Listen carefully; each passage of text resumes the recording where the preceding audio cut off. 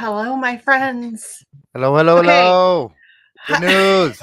We actually have good, like, Finally. great news. We have great. Okay, first of all, let me apologize for my appearance. I am sick as fuck. I have been sick as fuck for 3 days. I just dragged my happy ass out of bed to do this stream because I couldn't not. So we are here because obviously there is massive, monumental, really historic. I don't mean to oversell it, but it's historic news. So Halo's here with us. Sleepy's obviously in the background doing the ones and twos. I've also sent the link to several other organizers and activists who have been on the ground on this thing for a very long time. I think Kendra's going to be joining us momentarily. Kelly. Nat. Yeah, I should send it to Nat. I'll try to do that. I want to send it to like so many people. Daniel Fuchs, Daniel DeCeater. I'll send it to Nat real quick. Yeah, send it to Nat. Send it to Dan DeCeater. Send it to Andrew. I'm trying to get a hold of Andrew. I can't get a hold of Andrew. He's pissing me off. He won't answer his phone. Like, answer the phone, motherfucker. So okay. I can't even believe I'm about to say this out loud. And I'm going to try to do it without crying, but I brought a whole ass roll of toilet paper just in case, because I am going to cry. I might as well just get over it. Julian Assange is free. He's free. Like, he's free. He's he's out of prison. He's on his way home, or he's home already. I don't know. To Australia. I'm freaking out a little bit. Halo, I'm sure you are as well. This is it's overwhelming. I can't stop crying. Yeah, I was fine. Honestly, I was in a little bit of shock, clearly, until I saw the video of him actually free. And then it really, here it is for everybody. Look at it. Yay! Fuck. Actual pictures of the guy. And he doesn't look like a ghost, which is fucking amazing. Well, it'll have a number. We don't. Okay.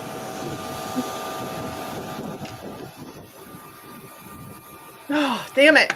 Sorry, guys. I'm going to cry. I'm sorry. I'm sorry. Oh.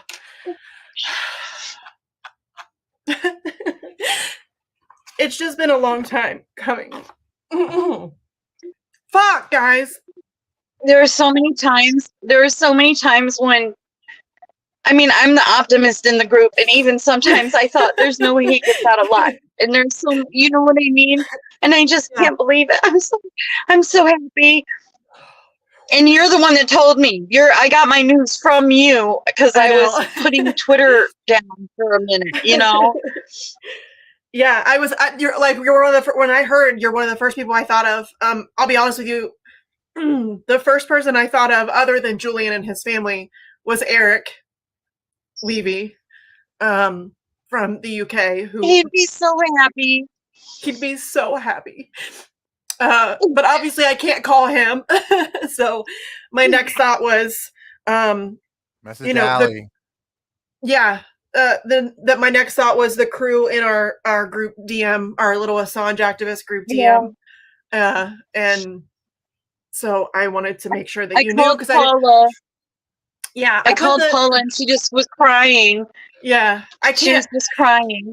I was I was initially just in shock. I saw it and I was like very skeptical, because you know how it is. We just heard Noam Chomsky died, but he didn't die. You know what I mean? So I was like, okay, sure, right. WikiLeaks blasting it out helped.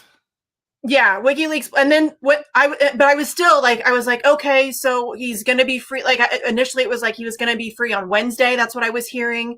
Yep, that's what I heard too. Yeah, yeah, and it didn't really hit me until I saw the video. And when I saw the video, that was it. I lost it.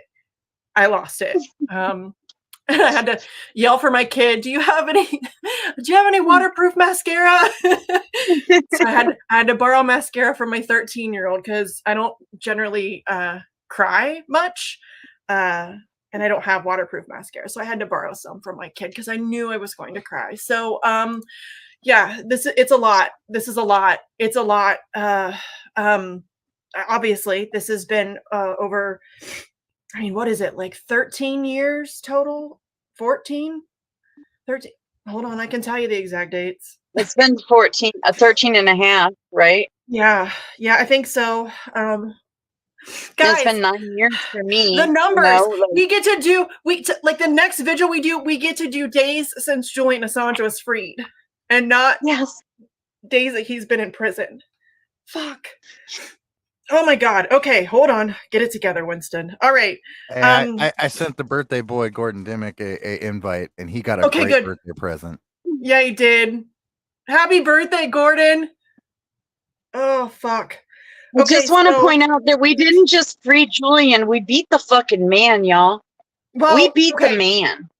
Let's just put it out there that this is still a plea deal. So this does still criminalize journalism. So this is not the battle's not over. Like there still needs to be a significant amount of work done in this area. But the Yeah, idea we is, still got our homie McBride in there too. yes, David McBride's still in Yep. prison. There's still plenty of work to be done, but I don't want to focus on that right now. I want to focus on the win. You guys, this is a huge win. This is not a win that I had to make up to make myself feel better. This is a huge fucking win. It's massive. There's been Dude a lot is of those home. over the years. Yeah, the wins I have to make up. Yes. Yeah, no, I mean, how many times do we take that tiny little thing and it spurs us on for the next 6 months because this has been so long? And now he's going to go home. He can read to his kids or take a bath or stand in the rain or like eat whatever he wants. I'm so fucking happy. He's he can free. take a walk like outside with Juan Passarelli. Like Juan Passarelli's tweet also made me cry because Juan was just tweeting the other day about how he wants to take a walk with his friend, and now he gets to take a walk with his friend. And his kids get to have a bedtime story read to them by their father for the first time. God damn it. Okay, this is a happy occasion. These are happy tears. Okay, everybody. I'm really trying to hold it together. Like I'm trying to hold it together. This is a little intense though, especially given everything that we've put into it as a movement. And listen, I know I probably sound a bit like a broken record, and I don't mean to sound ungrateful for the unbelievable amount of messages I'm getting right now, like congratulating me. You guys know that makes me unbelievably uncomfortable. I don't like that. This is not a me thing. This is an us thing. Like, while I appreciate it, there's so many people who have done so much work on this for so long. And most of them, you'll never know their names. And shout out to Kevin Gostola and John Kiriakou and Chip Gibbons for going live like right the hell. Well, he was already scheduled to go live. He was going to do a show just about whistleblowers when this broke. Great. Yeah. So, I mean, that was just really great timing. Yeah, he can hug his kids in the sunshine, not behind. His kids don't have to go through the ridiculous process of being searched and, sniffed by dogs to go visit their dad. It's huge. It's huge. It's huge. So yeah, there's a lot going on right now. I honestly don't even know what to say. I don't know if anybody has questions. I don't. It's so new. It's so early. I don't have a lot of answers. I just know that he is free. He was boarding an airplane. I don't know if he is yet home, like if he is touched ground. Here, I'll pull up this because WikiLeaks has a pretty lengthy tweet up with some information here. So it says Julian Assange is free. Julian Assange is free. He left Belmarsh Maximum Security Prison on the morning of the 24th of June after having spent 1,901 days there. He was granted bail by the High Court in London and was released at Stansted, I hope I'm saying that correctly, sorry, UK friends, airport during the afternoon where he boarded a plane and departed the UK. This is the result of a global campaign that spanned grassroots organizers, press freedom campaigners, legislators, and leaders from across the political spectrum all the way to the United Nations. This created the space for a long period of negotiations with the U.S. Department of Justice, leading to a deal that has not yet been formally finalized. We will provide more information as soon as possible. After more than 5 years in a 2x3 meter cell, isolated 23 hours a day, he will soon reunite with his wife, Stella Assange, and their children, who have only known their father from behind bars. WikiLeaks published groundbreaking stories of government corruption and human rights abuses, holding the powerful accountable for their actions. As editor-in-chief, Julian paid severely for these principles and for the people's right to know. As he returns to Australia, we thank all who stood by us, fought for us, and remained utterly committed in the fight for his freedom. Julian's freedom is our freedom. More details to follow. I appreciate that they gave credit to the people on the ground putting in the work. I wish there was more of that. More credit to those people, please. I don't feel like the activists get near. Well, I don't think activists in general, and that's the thing though. Activists don't do it for credit. We don't do it for credit. We don't care about credit. In fact, as you can tell, for most of us, credit makes us uncomfortable. We don't like it. Yeah, but there's so many people, like, that's one of the things I just want to say, any Assange Army people watching right now, thank you for your patience with me when you're getting these boxes. Oh, yeah, I really wanted to fill out letters today.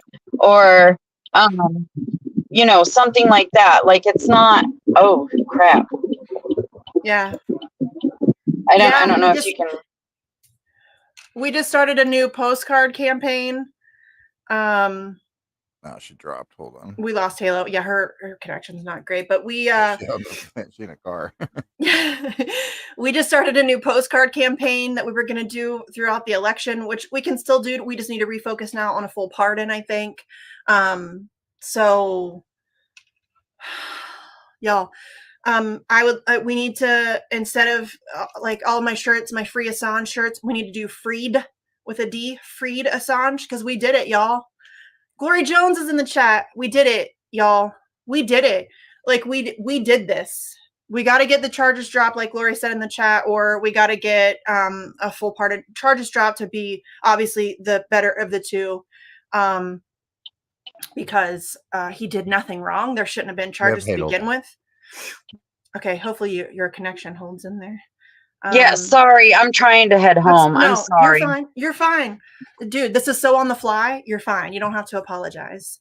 Yeah, we Glory's got a link to his flight. She's tracking his flight right now.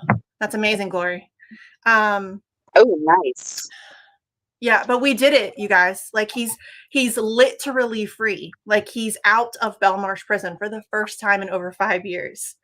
That is crazy. And yeah, finally a win. And this is not just again, like I said, this is not a little win. This is not like some bullshit that I made up to make myself feel better about how awful everything is. Like I didn't think he was going to make it out alive, dude. I didn't either. Thing. Yes, I wasn't sure that he would either. Yeah. I mean, his health has been failing significantly. I do want to say, while we should be celebrating, I also just want to temper all of this with be careful about what you're expecting from him moving forward. He's obviously been through a lot. Give the man some peace. Let him spend some time with his family. Just chill. I think there was somebody who was he's aged like 30 years.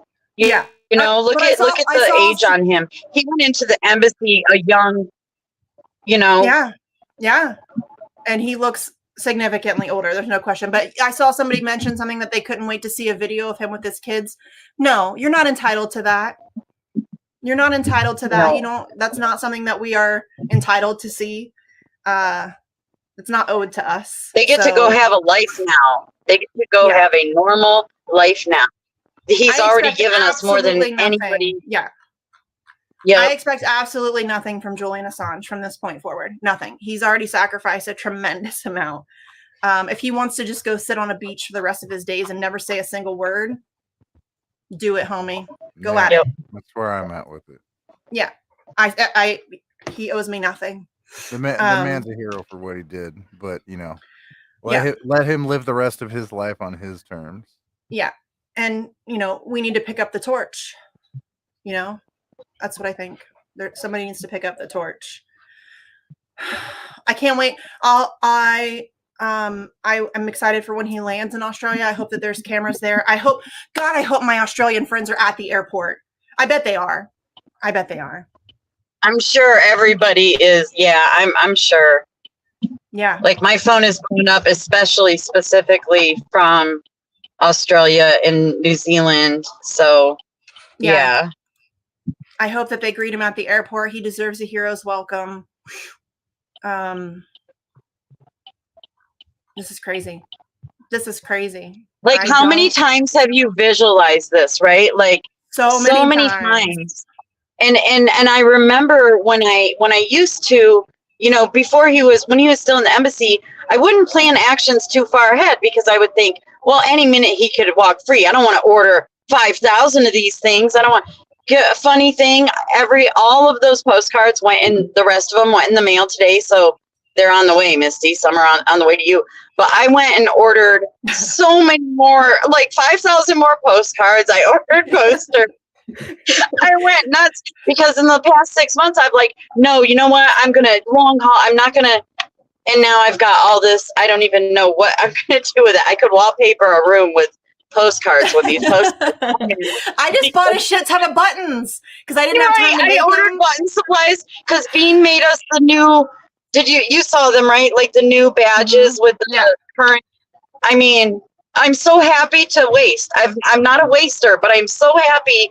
I'm cool for with all it. this waste right now. Yeah, I've never gotten a button. I still want my button. You can have a button. You can. I have like 300 buttons or something crazy. I ordered them because when I did that event just recently in Dayton at that campaign event for the guy, the candidate who's running there, Michael something. I'm forgetting his name. I don't do electoral. Harbo. Yep, thank you. Nice guy. Really grateful that he let us come there, but I didn't have time to make any because it was kind of a last minute thing that I had to throw together, and so I was just like, okay, I'm just gonna order them. So I spent the money. I ordered like 300 buttons, and I still have a significant amount of buttons left over from that. And I have a bunch of flyers and quarter pages and trifolds and you name it. I'm happy to waste. I know. I printed out stuff for Trustful to start advertising for Trustful, which I guess I can still do. I can at least still do that. You know. Yeah. I mean, Trustful. Oh my gosh, Yeah, for sure.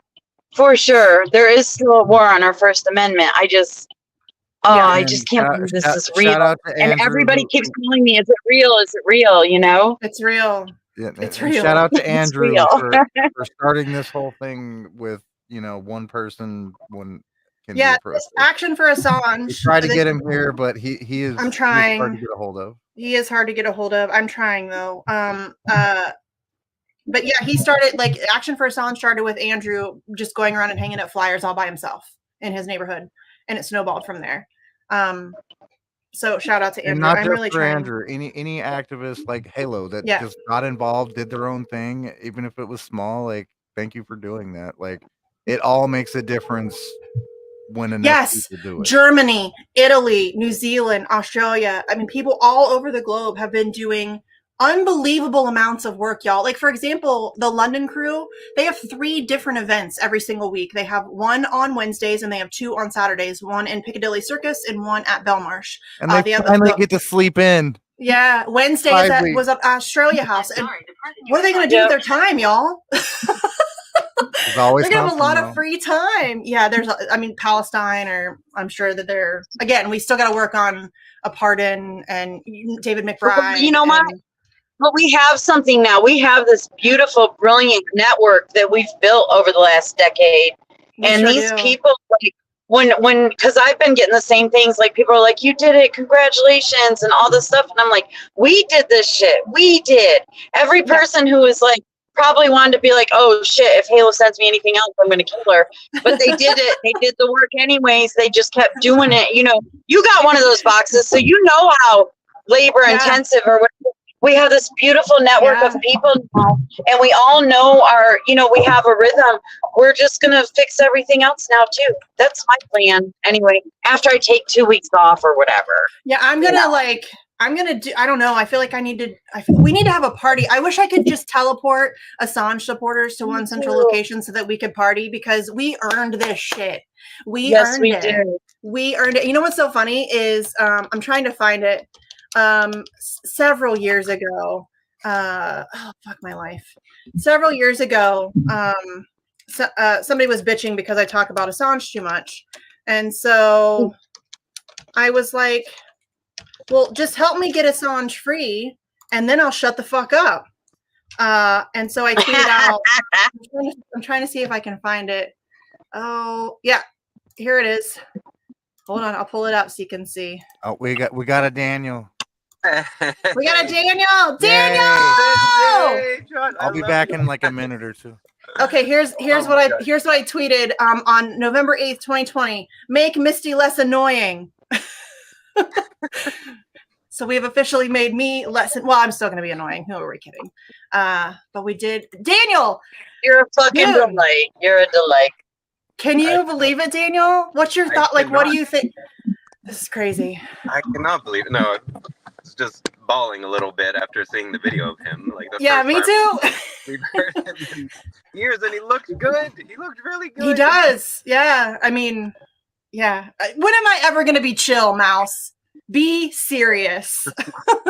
Chill is not in my personality at all, in any way. Yes, and yes, we have that in common.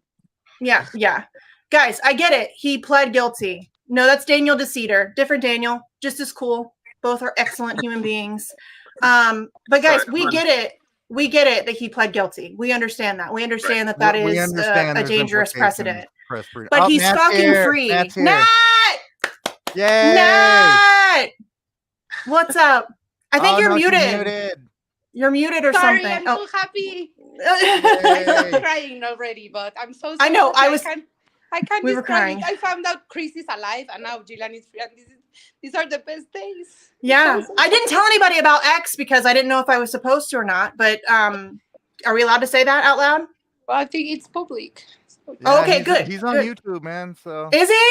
Okay, I was trying to keep it hush hush because I wasn't sure if I was. Right, y'all. Yeah, Commander X is alive. For those of you who are following along with that, he's been missing for some time now. He dipped. He's alive. Don't know why? But I'm glad he's alive. He's alive though. That's good. And his doggies are looking fat and healthy. Yeah. Yeah. Thank you for reminding me. Yeah, dude, we're freaking out. Like, I mean, I've already cried. Halo's already cried. Like, I was fine, as I was saying earlier. Like, I don't know if I was fine. I was in a little bit of shock, I think, initially. But like Daniel said, when I saw the video of him walking to the airplane, I was done. I know. I thought of you. I was like, now she's going to be like this. Yeah, that cooked me. I was done. I was like, I was fine. I was getting ready, and I'm like, oh no. Here I remember when Chelsea Manning was pardoned. Yeah. Send JB a link. So this is, I'm not going to say this is better, but this has been longer. So yeah, this has been a long time coming. I mean, as we were saying earlier, this is like 13 and a half years in total. It's been over 5 years since he's been in Belmarsh. And this is, like we said, this is not an insignificant win. Like, I don't want anybody to try to diminish this. I've already seen people trying to do that, saying that, oh, this ends in a whimper. No, it fucking doesn't. This is a massive win. Julian Assange is no longer in Belmarsh. He gets to go home to his family. That is significant. If you don't see that, that's a you problem. He's going to spend his birthday with his family. That's his birthday is coming up. Wonderful thing to think about. It's incredible he survived. It's incredible he survived this long. So yes. Yes. Yeah. So anybody trying to diminish it can go fuck themselves. Okay? Yeah. How about that? You can go fuck yourself. And also the people that did this to him, fuck you. Yes. Oh, that's sorry. I can't even say what I actually want to say because bad things will happen to me. But yes, fuck you is the least we can say to those people. Yeah, so this is a significant win. This is huge. The idea that he's no longer in Belmarsh, that he can go home, spend time with his family, get to spend his birthday with his family. Like, that's so big. And it was just Father's Day recently. So yeah, this is huge. It's so good. Oh, and this is. Has anybody heard from Paula yet? Huge for all of us. I haven't touched. Halo did. How many people? Paula, to shut up now. Yeah, she was. Oh, hold on, I'm in the wrong group chat. Paula, I sent how many people we can fit. So I think it's I sent the link to our group chat, so it should be fine. If she's there. When I spoke with her, because I honestly, Sleepy, no offense to anybody, but I would really like to keep it to Assange activists. Yeah. Like, you know what I mean? I would like to keep it to just Assange people, just for today. No offense to anybody who wants to join, but I feel like this is something we should be celebrating together. People who put the work in. And you called Andrew, you said? I'm trying. Dude, this that motherfucker. Guy's like a ghost. He's like a bowler hat ghost. He's so hard to get a hold of. I'm trying him again. I'm going to keep blowing up his phone until he answers. Answer the fucking phone. Yeah. I wonder if he knows yet. Probably not. Probably not. He's not on social media. Right. Yeah. Not much anyway. He'll blast out like 100 posts and then be gone for like a week. Come on, Andrew. I texted. Yeah, he does that. So He logs on. He logs on, blasts out some really like insane tweets, and then disappears. That's true. I'm telling you, he's like a ninja. The person you were trying to reach has a voice. Andrew, his voicemail box is full too. That's perfect. I am shocked. Right? That's just perfect. This is why I wonder if Twitter will stop censoring us now that he's free. Like, are you going to come up in my feed now? No. I don't see shit anymore from anybody. No, I don't see anybody I know. As often as I go after Elon and as often as I speak for Palestine, I think I'm fucked regardless. So yeah, I doubt it, but we'll see. We'll see how that your works. following is like big enough that it's hard to ignore. Yeah. Oh, trust me, they fuck with me so hard. I am shadow banned so hard. My account is so, dude. I'm not even kidding you. My engagement since Elon took over is horrible. Insane. It's insane how it's noticeable. Like it is. It's undeniable. It is undeniable how much they fuck with me. Yeah.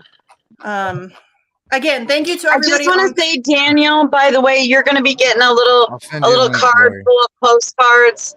My bad. Just ignore them. No, I won't ignore. I will treasure them. I'll frame them all. Who did you say you're sending a link to?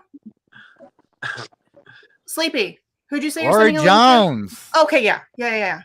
And again, JB, I really don't mean any offense. Like, this is just, I really just want to keep it like the fam.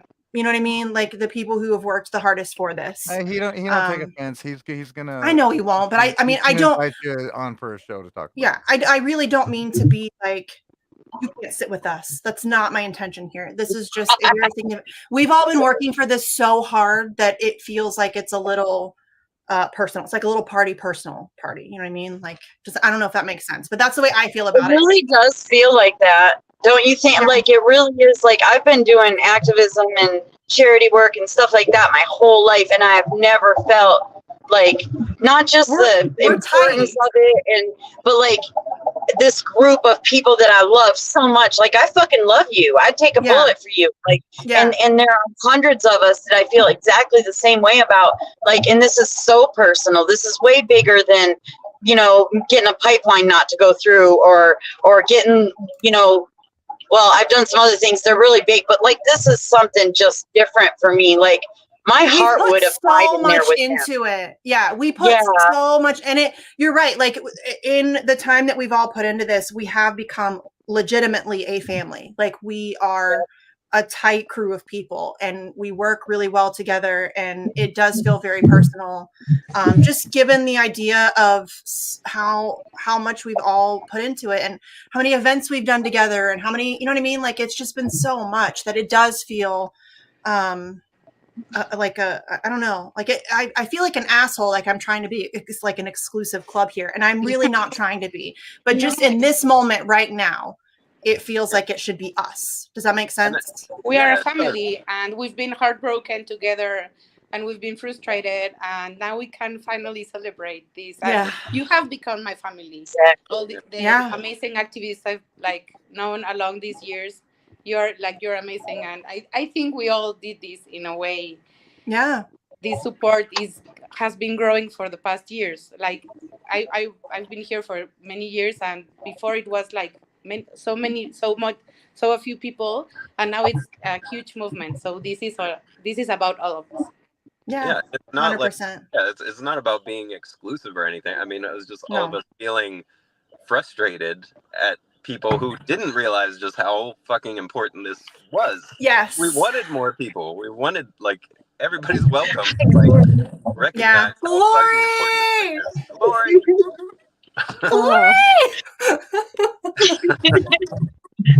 Y'all, I know.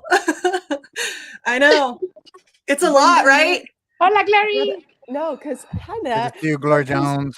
What's up, Sleepy? What's up, Halo? What up, Daniel? Oh my God. Because Bro, when the news first broke, I was like, they're skeptical. Of course.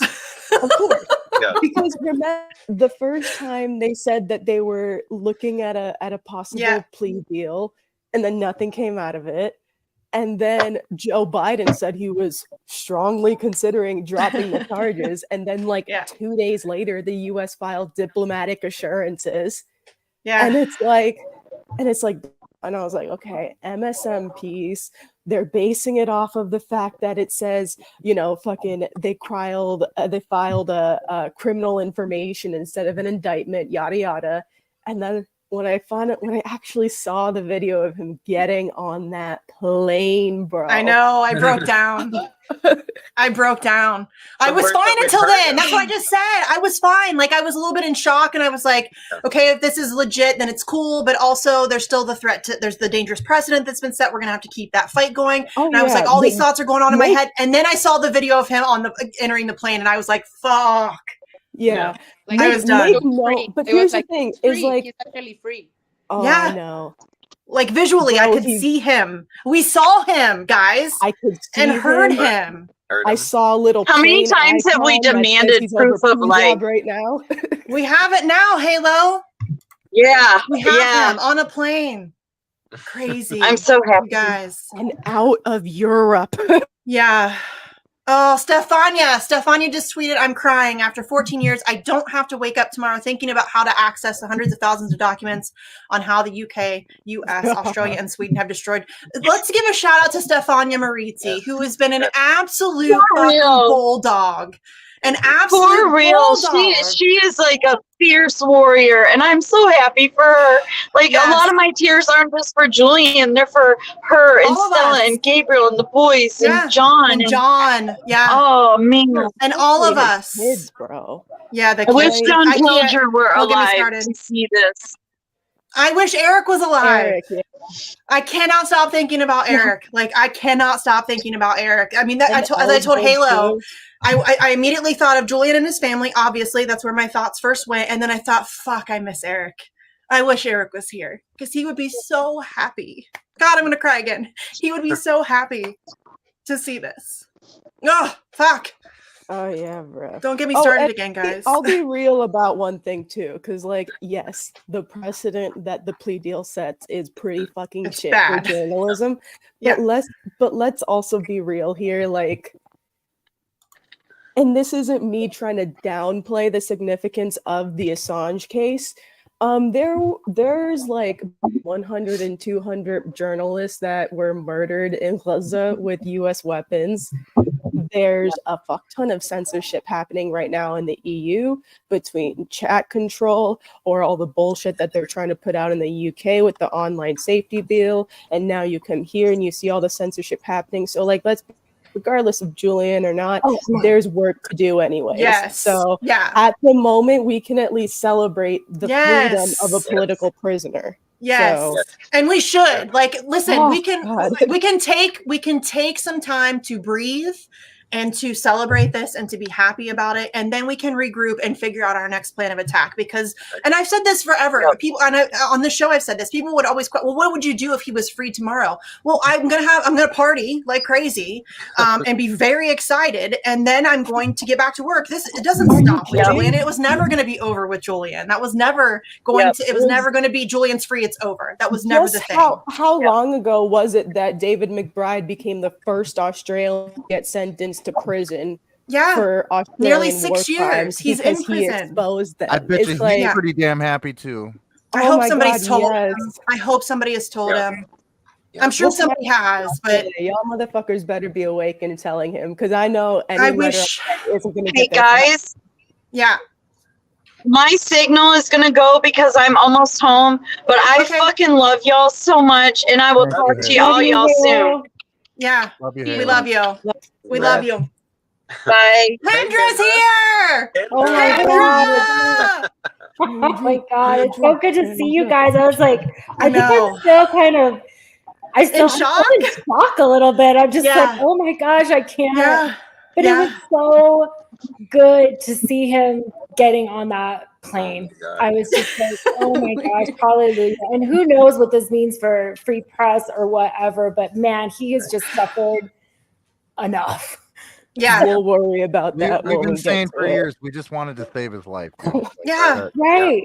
We can continue the fight, like that's fine, but we like saving his life was of extreme importance, and we've done at least we've done that so far. Like, you know what I mean? Like, it's not to say that he is safe by any stretch of any imagination, but he is free, and that is the thing too. Is like our efforts still. It's like, you know, there are so many watchful people around too. That if they tried to pull any funny business on Australia, I mean, the Australian like Free Assange campaign, that's amazing what they have done there. You know, so our friends in Australia will fuck you up. Exactly. Trust me. Yeah. Andrew needs to answer the phone, please. Just keep calling. I am. He's so annoying. Why does he do this to me? He's so hard to get out of. I bet he doesn't know. Huh? I don't think he knows. I can't get a hold of him. I'm going to try Telegram. I'm sorry, the person you were trying to Fuck you. He never checks his voicemail too. I am no. Aren't you, Kendra? He doesn't know. You can't even leave him a voicemail. It's full. Right. I'm going to try him too on what a douche Signal as well. God damn, I really didn't know if we'd ever see this day. I know. I'm gonna be real. I didn't think we would. Me too. Like deep down, I guess. I always had hope. I always said that. Obviously, I have a tiny bit of hope in my otherwise cold, dead heart. Otherwise, I wouldn't bother. But you know, it wasn't looking good. Right. And now suddenly, here we are. I just had a very cynical mindset about it, where it was like, either he's gonna die in prison, or we're gonna have to go through all of this election hype, yada yada yada, and then maybe they'll pardon him for a stunt or whatever. And it's like, that was my cynical mind thinking, but you never know like what could have been the catalyst. But I really did see that as like a complete political suicide for the Democrats, because all they had to do was hint that they would free him, whether they fucking planned on it or not. And they campaign. What? Yeah. I'm pointing at the catalyst. Get it? Like well, we've been saying forever, for sure they didn't want to bring him here. They didn't want to extradite him here in the middle of an election year. Right. That was a joke. That was a joke. They did not want to risk a real, like, genuine, unmanaged revolution here. You know, because that's like, that would have opened so many conversations they do not want to have. And that they've been doing a very good job of avoiding so far in this country. Hey, Kelly's here. Kelly's here. Kelly's here. Hi, Kelly. Hi. I know. What do you think? Well, we're all crying, and then yes. And then, I don't know, just overwhelmed. I was on my way out to run errands, so I'm like trying to look at my phone and see everything while I was running around. Yeah. It's just such good news, but oh my God, my mind's just spinning. Like, what are they going to do with this? Is this for you guys have probably already talked about all this, but is this Biden needs a something, you know, that they can say this to Trump? Frankly, I don't care. Right. I don't care. If you did it for a political stunt, fine. I don't give a shit. His life has been saved. I don't care. Right. Right. You didn't earn my vote. Have you all had a chance? For 4 years. What, Daniel? I'm sorry. No, I was just gonna say, because I'm on like a vacation right now, actually, and like just like announced the news, and like was my mom really that was like, well, I thought Biden might do that, and I was like, like he gets no fucking credit in this. Like, he's been in office for like 4 years now. He doesn't get any credit. He doesn't get any positivity, bro. It's like, fucking, oh, thank you, Joe Biden. You let him go, Joe. No. Fuck you, Joe Biden. You're still a piece of shit. He would have done it day one if he had any, like, whatever. Yeah. Obviously, he doesn't deserve any credit. No. Hey, do I know everybody here? I'm not sure. I know. So you know Daniel. Oh yeah, Glory handles, but I don't know your face. Glory Jones. She I'm pointing the wrong direction. I don't know which direction I need to point. That's Glory. She's amazing. We've organized a ton of shit in DC together. I don't know if you've ever met her though. Nat is in Mexico. She does a lot of shit in Mexico. Okay, she like runs it down there. Handles. We probably follow each other. I think we've all been probably in there so long. And then of course Kendra, you know. But you know, I've already had some people saying, well, what are you going to do now? And I'm like, we just talked about that. Oh, you did? Yeah. We're going to celebrate and then we're going to get back to work. That's what we're going to do now, you ask? What am I going to do now? I'm sorry. Yeah. What I've been doing. Yeah. What I've been doing. What I've been doing. I'm going to fight for Palestine. I'm going to fight for David McBride. I'm going to fight for Mumi. I'm going to fight for Leonard Peltier. I'm going to do the same shit I've been doing, except now I have more time to focus on other things. We're going to close Guantanamo too, so that's going to... Yes, we're going to close Guantanamo. Matt can get back to all Guantanamo all the time. Yeah. Fantastic. There's plenty of other fights to fight, y'all. Plenty of other fights. Don't worry. Do a letter writing campaign for David McBride, bro. Like... Yeah, I want to do a letter write. I'm going to bring up that address again, actually, because, you know, I like to do that every time I'm on the air. On the air? I don't know if that's right. Sure. Now I know what to write him about. Yeah. Well, I just found like hit jackpot with libertarian candidates in Texas coming on soon. Listen, the Libertarian Party is fucking awesome on Assange. Suck my dick if you have a problem with that. I'm so tired of people being like, oh, I can't believe you're working with libertarians. Go fuck yourself. Really? I will work with anybody. Haven't you figured that out yet? I don't care. Our Colorado libertarians have been so awesome. Like two of my first messages were from Jacob and Jessica, who have just like supported us at our rallies when, you know, we didn't have any media support, all of that stuff. And it's like, even with all of that, especially everybody here, I mean, we have been in it together from the beginning, you know, going out to DC, doing all of these things. Like and through so many different freaking psyops, you guys, to try to just like not talking to each other or doing this, and like that core trying to cause division. I'm like, man, all those people that were in the beginning, we were some good people. You know?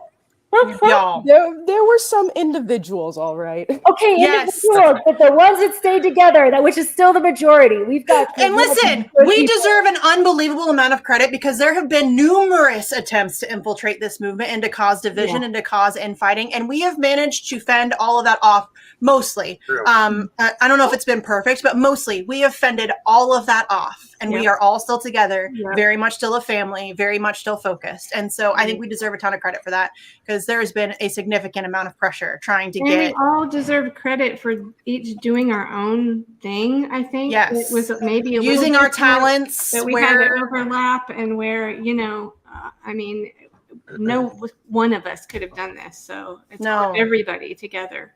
Yeah, that's why it makes me uncomfortable when people say, congratulations, Misty. This is not a me thing. Did that come up okay? Okay, there's David McBride's address.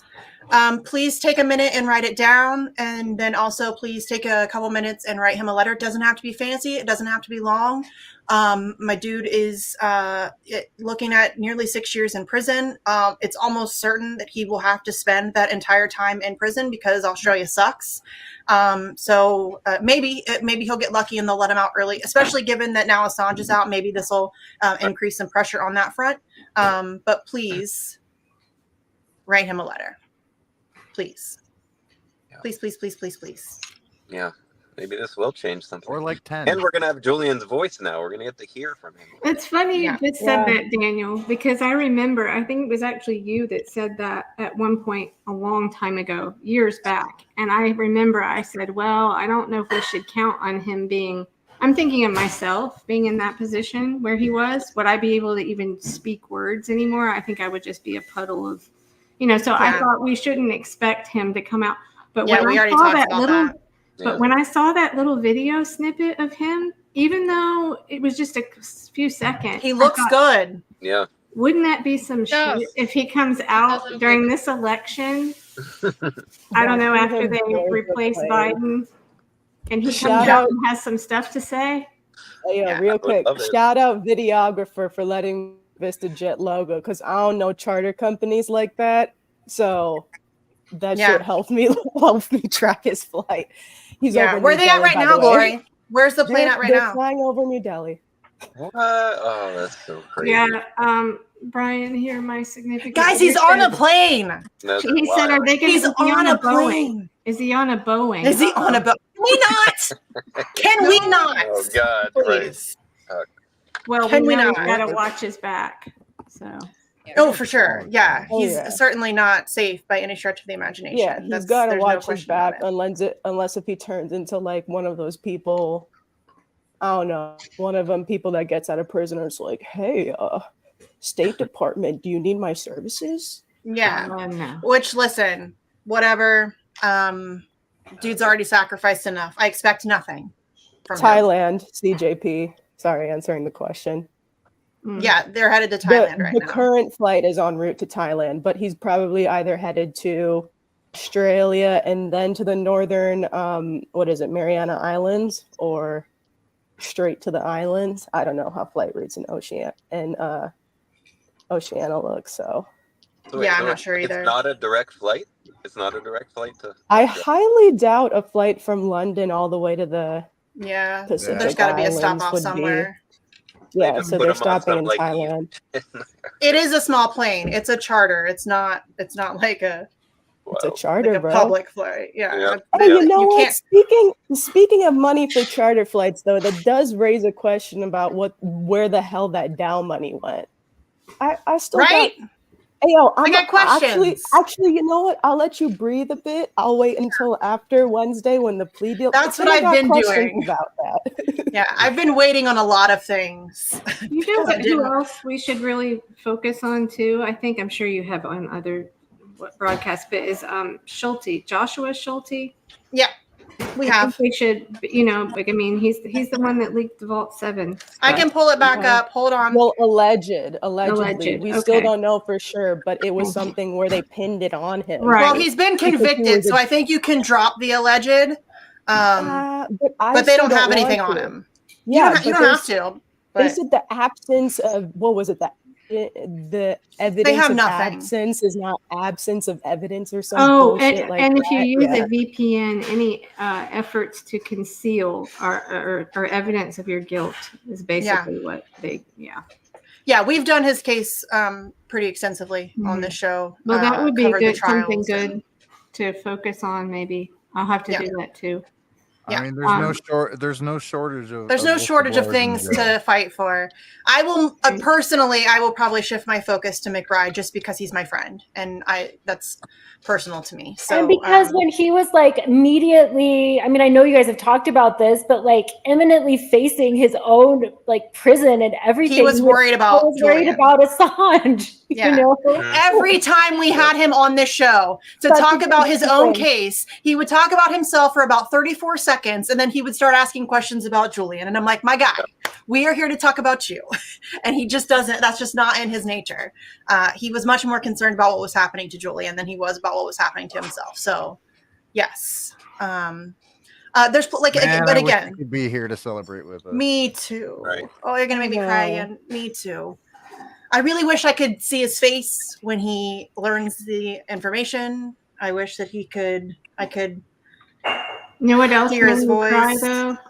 I pulled up from running my errands and I saw, Afshin Ratanzi had posted an interview he did with Pilger. And Pilger died 6 months ago and didn't get that was just, I started crying again when I remembered that. Yeah, John Pilger would have been so that's just happy. Tragic, you know. I'm gonna beat Andrew's shout out to Roger Waters, dude. Yeah. Roger Waters, yeah. And Craig Murray and so many Chris Hedges and Richard Richard Medhurst. I mean, they have been the Billboard trucks. Yes, Randy. Randy.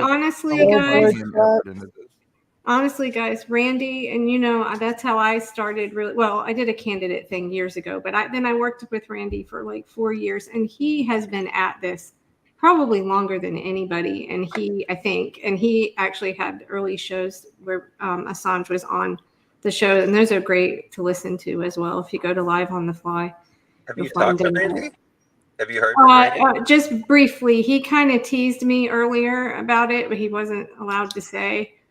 So, well, his like street actions there were huge. I mean, massive, they were a big, like, especially in New York. I mean, that was just the 2 billboard trucks that we were able to get going. Yeah. That was massive. I love him because I always was like, this is what all, you know, because we all did our work, you know, and some of us had like a bigger platform or whatever, but it's like some of these journalists, like he used his platform for this, and I appreciated that so much. Like, and he's one of few people who also gave credit to the activists. Like he did a whole activist show. He invited me on it along with Emmy and I think Alex Hills from New Zealand. He like did a whole show featuring activists to make sure that they were getting the credit because he is an activist. And so I think he gets it. But there's so many, and I just get really fired up about this because there's and again, I know you guys don't do it for credit, but you guys don't get enough credit, and it bothers me tremendously. I wish everybody should know all of your names. Everybody should know the London crew. I mean, Christ, there's so many people who have put in so much work behind this who are never going to get any credit for any of it. Did we mention Deepa yet? Huh? Deepa Driver? I haven't seen anything. I'll look. Alex, does she know? Does Snowden like? I don't know. I don't know who all knows. We got to get Alex the link to the StreamYard just in case she sees it. Get your butt in here. Deepa knows. Deepa has tweeted about it, so Deepa knows. And Snowden, because I stopped following all the tweets. I was just like tweeting. I know, me too. Snowden. I tried that and like kind of connecting with everybody. That's why I'm still like on my phone, like with people like, you know. Yeah, Juan Passarelli, I know, knows about it. He tweeted about it. It doesn't look like Snowden has tweeted. Maybe I'm still here. I'll be right back. Probably sleeping. Yeah. It's like 2 in the morning. Does anybody? Yeah. What time is it in Australia right now? Does anybody know? They're like 15 hours ahead. It's like right? Like for Mexico, it's like 16 hours ahead. So it's like tomorrow. It's like middle of the night. Yeah. I wish I had Alex Hills' phone number. I would call her and wake her ass up right now. She's going to be guys, Alex Hills is going to be so fucking excited. It's true. It's going to be amazing. You don't have to do this no more, man. She gets some free time again. No, she'll do something else. Oh, probably. She'll do so. Every single one of us, we're all sitting here talking about the free time. There's going to be no free time. No. There'll be no free time. We never rest. I have many more things that I am going to do now that I'm not like the leader of a group, because I had to be thoughtful about everything that I said and thought, because like in that position, it's like, well, and I'm sure I didn't do it perfectly, but I'm like, somebody else's life is at, risk, and I'm like representing an entire group. So hold up, I'm Kendra. excited about that. Hold up, Kendra. So you're telling me that Kendra everything you've now. said up until now was you being thougtle? Well, for the most part. Listen, I have been holding my tongue on so many things. No, I've been holding my tongue on so many things because I didn't want to cause any damage to Julian at all whatsoever. I tiptoed around things. I know we all have, because you have to be careful, because the things that you say can impact his life, literally his life. So you have to be careful. And I think all of us have been struggling with walking that line, some better than others. I'm not very good at it.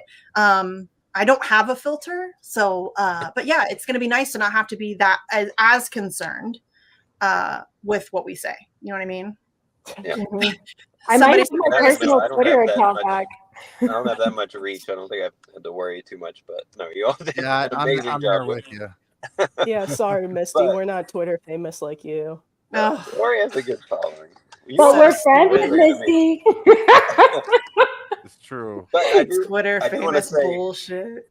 Well, my phone's about to die. I do want to say I'm sorry, but I love you all so much. I love you. Congratulations. 100 more people jump on the stream. I love you all. Yeah, thank you for everything you've done, Daniel. We love you. No, I can't thank you enough. Peace out. All right. I love you all. Bye. Love you. See ya. I really wish Andrew would answer his fucking phone, you guys. No. It's killing me. I know. It's killing me. God damn it. He probably ate like 30 hot dogs for breakfast. With mayonnaise. He ate a tub of mayonnaise and passed out. He probably ate 5 and gave 25 to the trash pandas. For sure. For sure. What are you going to all do to celebrate? I'm sick as fuck. We need to celebrate. Yeah, we do. Well, we had an event. Like, I'm going to change our flyer for Squirm, and I'm going to send out, because we had an event this Friday. So I'm going to send that out to. Yeah, I'm just going to say instead, like, anybody, like, please come. It's an open mic, like, night like that. Like, please, please come and help us celebrate. I'm going to have a cake there anyway, because we were going to celebrate Julian's birthday. So, I mean, that will be one celebration. I think we need like a world. Like in 6 months, we need a world destination because we have so many friends from around the world that have been Mexico, come and celebrate. I feel like my answer is kind of like a scumbag one. I'm not gonna lie, because I got one of those what? How long is it? Like 50 big ass vinyl banners. Yeah. I have one of those, and then I have 2 other banners. So I just can't wait to free up a lot of room in my car. Right?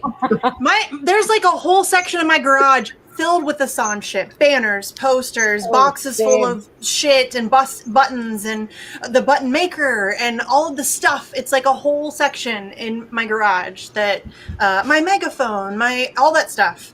All that stuff. Oh, the megaphone goes. The megaphone stays. That's what. Well, obviously, but I'm just saying, like, all that stuff is right there. We're gonna have so much more money, Misty. Huh? We're gonna have so much more money. My God, my husband's gonna be so excited. You guys.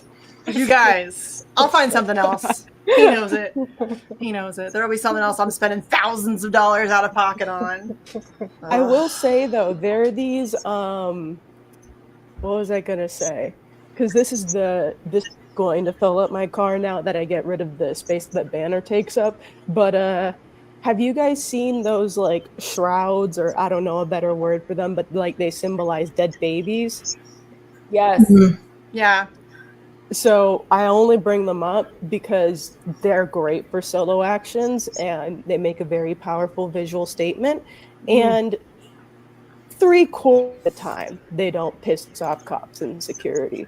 So, very useful for Guantanamo, anti-war crimes, pro-Palestine activism, etc. And yeah, I just wanted to make that point. Just to. Can you send me I don't know what you mean. Sorry, I don't know the word. I got you that. Picture. Because I don't know how to describe them because we've been calling them like dead babies. So.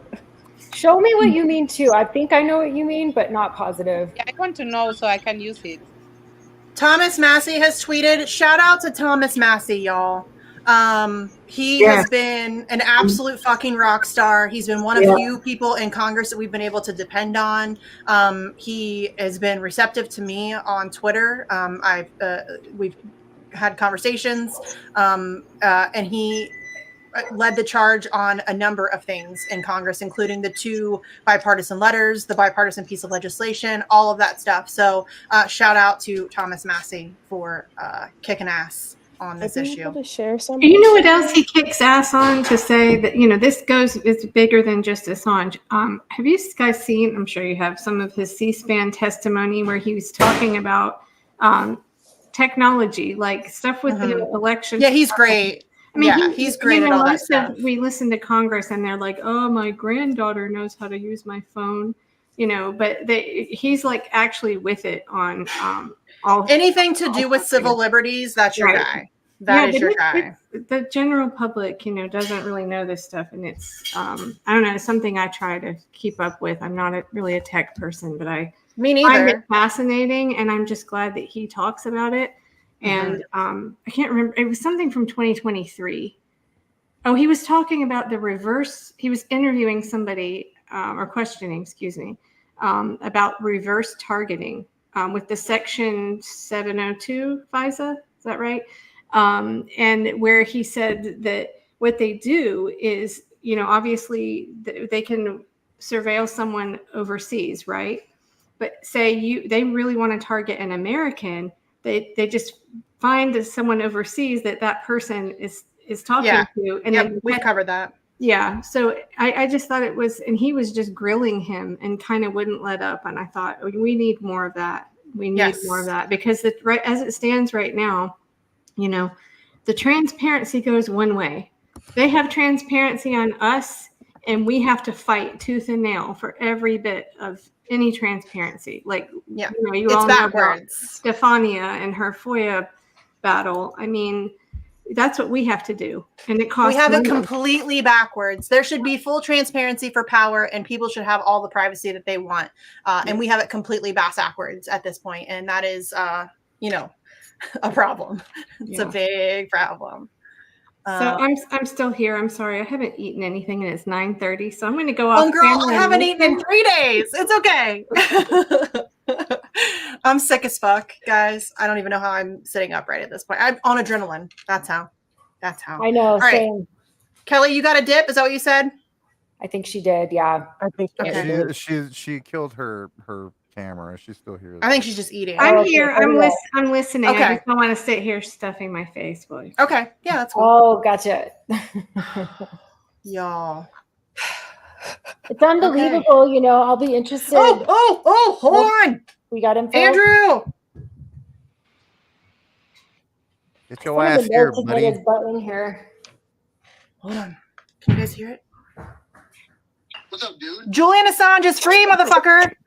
Is he for real? He's for real free. I'm going to send you a link on Twitter to this live stream. We're live right now. Get your ass over here. Okay, I probably can. I'm getting the girls ready, but I'll hop in when I can. Okay, I don't know how long we're going to be on, but he is free. Get on Twitter. It's all over the damn place. There's a video of him getting on a plane and leaving the UK. He is free. Okay, awesome. Yay! We've been trying to get a hold of you. You had to know, and I'm like, he's not gonna know. He's not on social media. He's not checking anything.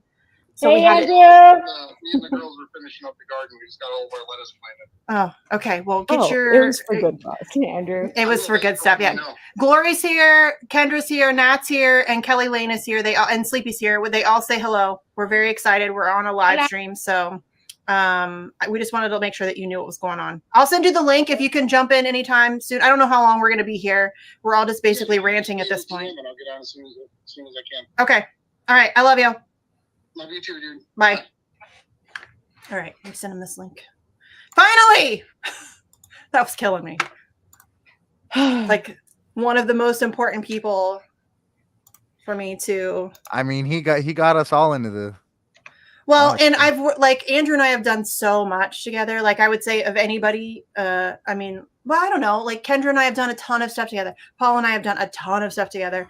But I think Andrew and I did the two Roger Waters concerts. Like because we're in Ohio, we've done some other. Like we did the Columbus home run for Julian thing. We've done stuff that's just been the two of us. So we've spent a lot of time working on this together. So. That was bothering me that I couldn't get a hold of it. A lot.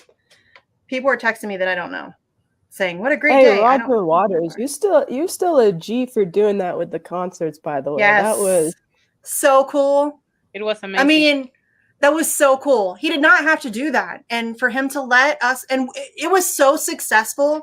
And it was just me and Andrew. And to be fair, Andrew and I do work really well together. And so the way that we did it was I manned the table and Andrew just went through the crowd with stuff and was just literally like, here, take this. We passed out so much shit. I had leftover t-shirts from some event that we did before. So we weren't allowed to sell anything. So I just gave them away for free. I'm like, fuck it. We gave that kind of shit away for free. We gave out buttons, all kinds of stuff. It was so successful. And I'm sure that ours wasn't the only one. That was a massive success. So that's a very cool thing for Roger Waters to do. Man, did Glory have to leave? I was like busy doing other shit. Did I miss her? All right, no. we got audio avatars up now. Oh, okay. Yeah, okay. I think people are just like they're just like had to put I've noticed that I had to put my camera off for my dog. I was just like, oh no, I'm like, I need to pay attention. Sorry, it's like you guys know, it's all over the place. It's like this was super last minute. Nothing was prepped. Nothing. No, I've been in bed for 3 days, you guys. I've had an unbelievable stomach bug. I haven't eaten in 3 days. I've lost like 6 or 7 pounds. Like I don't know how I'm sitting upright legitimately. So, I had to. Thanks for going live. Thank you for going live, Misty. Just because I was thinking too, I'm like, I gotta see. I texted. I needed to talk to people. I wanted, we've been in this from the beginning, and it's been like a lot of freaking blood, sweat, and tears, man. Yeah. Legitimately, blood, sweat, and tears. Legitimately. Lots of it. Oh my God, Casanova's in the chat. Dude, where you been? We were just talking about you on Twitter the other day. Did you deactivate? He's coming back now because they're hearing the news. Well, he was like, Casanova's been great, but he just disappeared on Twitter, and everybody was like, "Where'd he go?" And Halo was supposed to. What? Oh, I just want to give. I really have to give you a big shout out to Misty for having anything to do with the candidate stuff when I first approached you, because I know that you're like, that's like a big. That you just don't do it, and then you drove 2 hours, and we're at that guy's campaign kickoff. But that was really cool. So, like I was saying, like people they have their own area, but when we can overlap, that's where I think we can really get shit done. Well, I told you I never minded doing it. I was just very concerned that my very public disapproval of electoral politics would damage what you were trying to accomplish. That me being there, people would be like, "What is she here for?" You know what I mean? And that would have been a reasonable thing for people to say. So I just didn't want my involvement to diminish anything that you were trying to accomplish. That was my only concern. I believe, isn't RBN pretty vocal about not putting any faith in electoral politics as well? I mean, kind of. They do the third party stuff still. They do third party stuff. Well, they're not here. I don't want to speak for them, but Rome is very anti-electoral politics, but like Nick and I get Zabby, they're still third party people. Right. I'm going to break them eventually. Well, I mean, you can be third party. I mean, some people just don't think there's any worth, it's not worth it to even try with third parties and independents. And I disagree. I mean, the other stuff that I dabble in my activism work is with election integrity, or transparency. The terms change now after Stop the Steal. But anyway, stuff with smart elections, about the voting machines and all of that. And that's something else we have to really work on, because we can't change anything if people can't get elected. They can be very popular, and the bottom line is we don't have transparency. There again, there's that theme, transparency. And without it, we can't, you hear, do you mind if I go off on this for a second? No, go ahead. Now, I hear now all the time people say, "Oh, are you an election denier?" And this guy, Benny Smith, that works with Smart Elections, said it best years ago. Don't ask me if I believe the election was stolen or not. We shouldn't have to believe. We should have transparency. We have banks can, verify their transactions. We should have transparency that doesn't, divulge the voters the way an individual voter voted, but where we can do audits and we can check things. And we don't have that. So you're not being an election denier to say we don't know, because that's the truth. It's what they call a black box. We have black box voting. So oh, I'm sorry, my dog's going to try to eat my dinner, so I'm going to go off camera again here from it. I don't think electoral politics is a worthwhile venture. The whole system is completely corrupted. It is, in my opinion, it's not salvageable. There's no way to fix it at this point. So I just don't choose to put any energy there. But that was my concern, because I am so very vocal about that. I did not want my position there to diminish what Kelly and Matt were trying to do, because I do think it's, even if I don't believe in electoral politics, certainly it is a worthwhile venture to offer to have candidates who are running for office at various levels of government to come on a show, discuss Julian Assange, discuss the importance of it, discuss their support for it, because that encourages other candidates to speak on it. And that's obviously how you build momentum. So clearly that is a worthwhile thing to be doing. I just don't think that electoral politics I'm not putting any energy there. Ever again. There's way other stuff we could be putting our energy into. For sure. Not that, I mean, I don't, if that's your gig, like if RBN, they're third party people. If you want to do that, I'm not going to like lecture you about it or whatever. I just disagree. I disagree. I'm not going to, I am not choosing to put any of my own energy there, but I mean, to each I don't have enough time in the day to get my normal shit done. Like I have to be pretty selective on what I do. Yeah, no kidding. Right. Okay. And it's kind of a dry subject as well.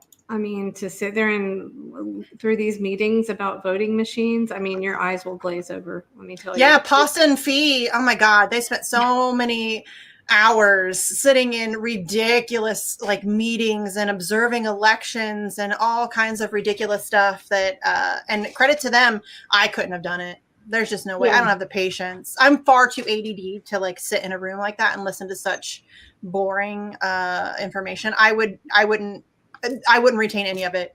I would be like, what did they say? I have no idea. My mind would be wandering to a billion other things. So Pasta forgets names, but he don't forget shit other than that. No, I'm terrible at names too. But no, ask him about elections and he can remember all of it. He knows all of it. He's like Rain Man on elections. Well, I'm not going to go there again on here because it's not the right forum for it. But we had 2 really good victories here in North Carolina, and one was Matt Host's campaign and what happened with all of that. So, you know, it's a huge battle, but yeah, Matt got screwed. I think Matt got screwed. I also think too, though, with like, I mean, with how much they are still pushing the censorship, you know, I mean, I do think, to quote Assange, like, you know, censorship is a sign of fear. Like there is still, they do still have to keep, because we, you know, some of these other countries, you can get even more information in. And I think it's because the governments are already that far gone. Don't get me wrong. I think our government is like possibly the most evil government ever to be on the face of the planet. No question. But at the same time, like we still have this power that's not entirely gone, you know, and I do think there is some differences there. And I do, to the point about the electoral politics, they make that so difficult and so complicated so that the regular citizen can't understand, you know, everybody's a wage slave. None of us have freaking property anymore. Yeah. I mean, it's just like, it's rough. So it's like, it takes like, you know, 10 times the effort that it used to take to get like things going. But I'll say with Colorado, there are a lot more people paying attention to local stuff because it does seem like maybe, you know, I mean, we have to have some hope here that they just put the gas on a little bit too hard because people are really sick of it and they see stuff getting just destroyed around them. So, I mean, people are paying attention to that more. It seems like, Kelly, and I don't know if that's like me paying attention to it more. I don't know. I live in a pretty small city. I live in a pretty small city in Illinois, and like everyone's disillusioned by the whole electoral system. Like they're just worried about like trying to eat and shit, and it's a struggle. And they all see it now. Like they put the gas on way too fucking hard and put the squeeze on a little too quick because I mean just normal people that are not online that my roommate works with and stuff, they all see through this shit. All of them. Well, I mean, what's the actual voting turnout here? It's like 40-something%. Not even just voting. They're just over all of it, man. It's nuts. Bye, Nat. I'm going to go to celebrate, but I love you. Bye, Nat. I love you. Congratulations. I love you. I love you so much. We love you. Love you. Bye. Is Oz Whistles, is that Oz as in? No. Shanda. Different Oz. Wait, yes. It is? Wait, oh, hi, which Oz. one? I just see someone going by. Hey, Daryl's here. Hi. Oz Whistles in the chat. Is that Oz as in Shanda and Oz? Yeah, it No, should it's be. not. I believe I so. don't think so. No, Oh, wait. It's not. Oh, no. That's old. No, I don't think it's him. Well, anyway, that's whoever that different. is, I was just reading. That's an old school viewer. Oh, okay. Yeah. Oz has been around for RSFO was in there. Sorry, I have not been ages. paying attention to chat, guys. I'm very sorry. I have not either, but you guys know I'm terrible. So I'm trying to look through it right now. Are you guys like you're on the YouTube as well? No, I think Oz Whistles is in Australia, if I remember right. Well, they just said I just went to the shop. Yeah, that's not US lingo. Shared the news. Oz. Thanks for sticking by all these years. Yeah, we do love you, Oz. It said that shared the news to the cashier how Julian Assange is free, and they didn't. Went blank and said, "Who's that?" I was out, as I said, running errands, and I just wanted to because I was still I had scream just at crying, people, and I was I wanted to just say something to this guy in Trader Joe's, and I knew they would probably just look at me like, "Huh?" Yeah, I was laying in bed. Obviously been sick, and I ran downstairs and told my kid, and she's like, okay.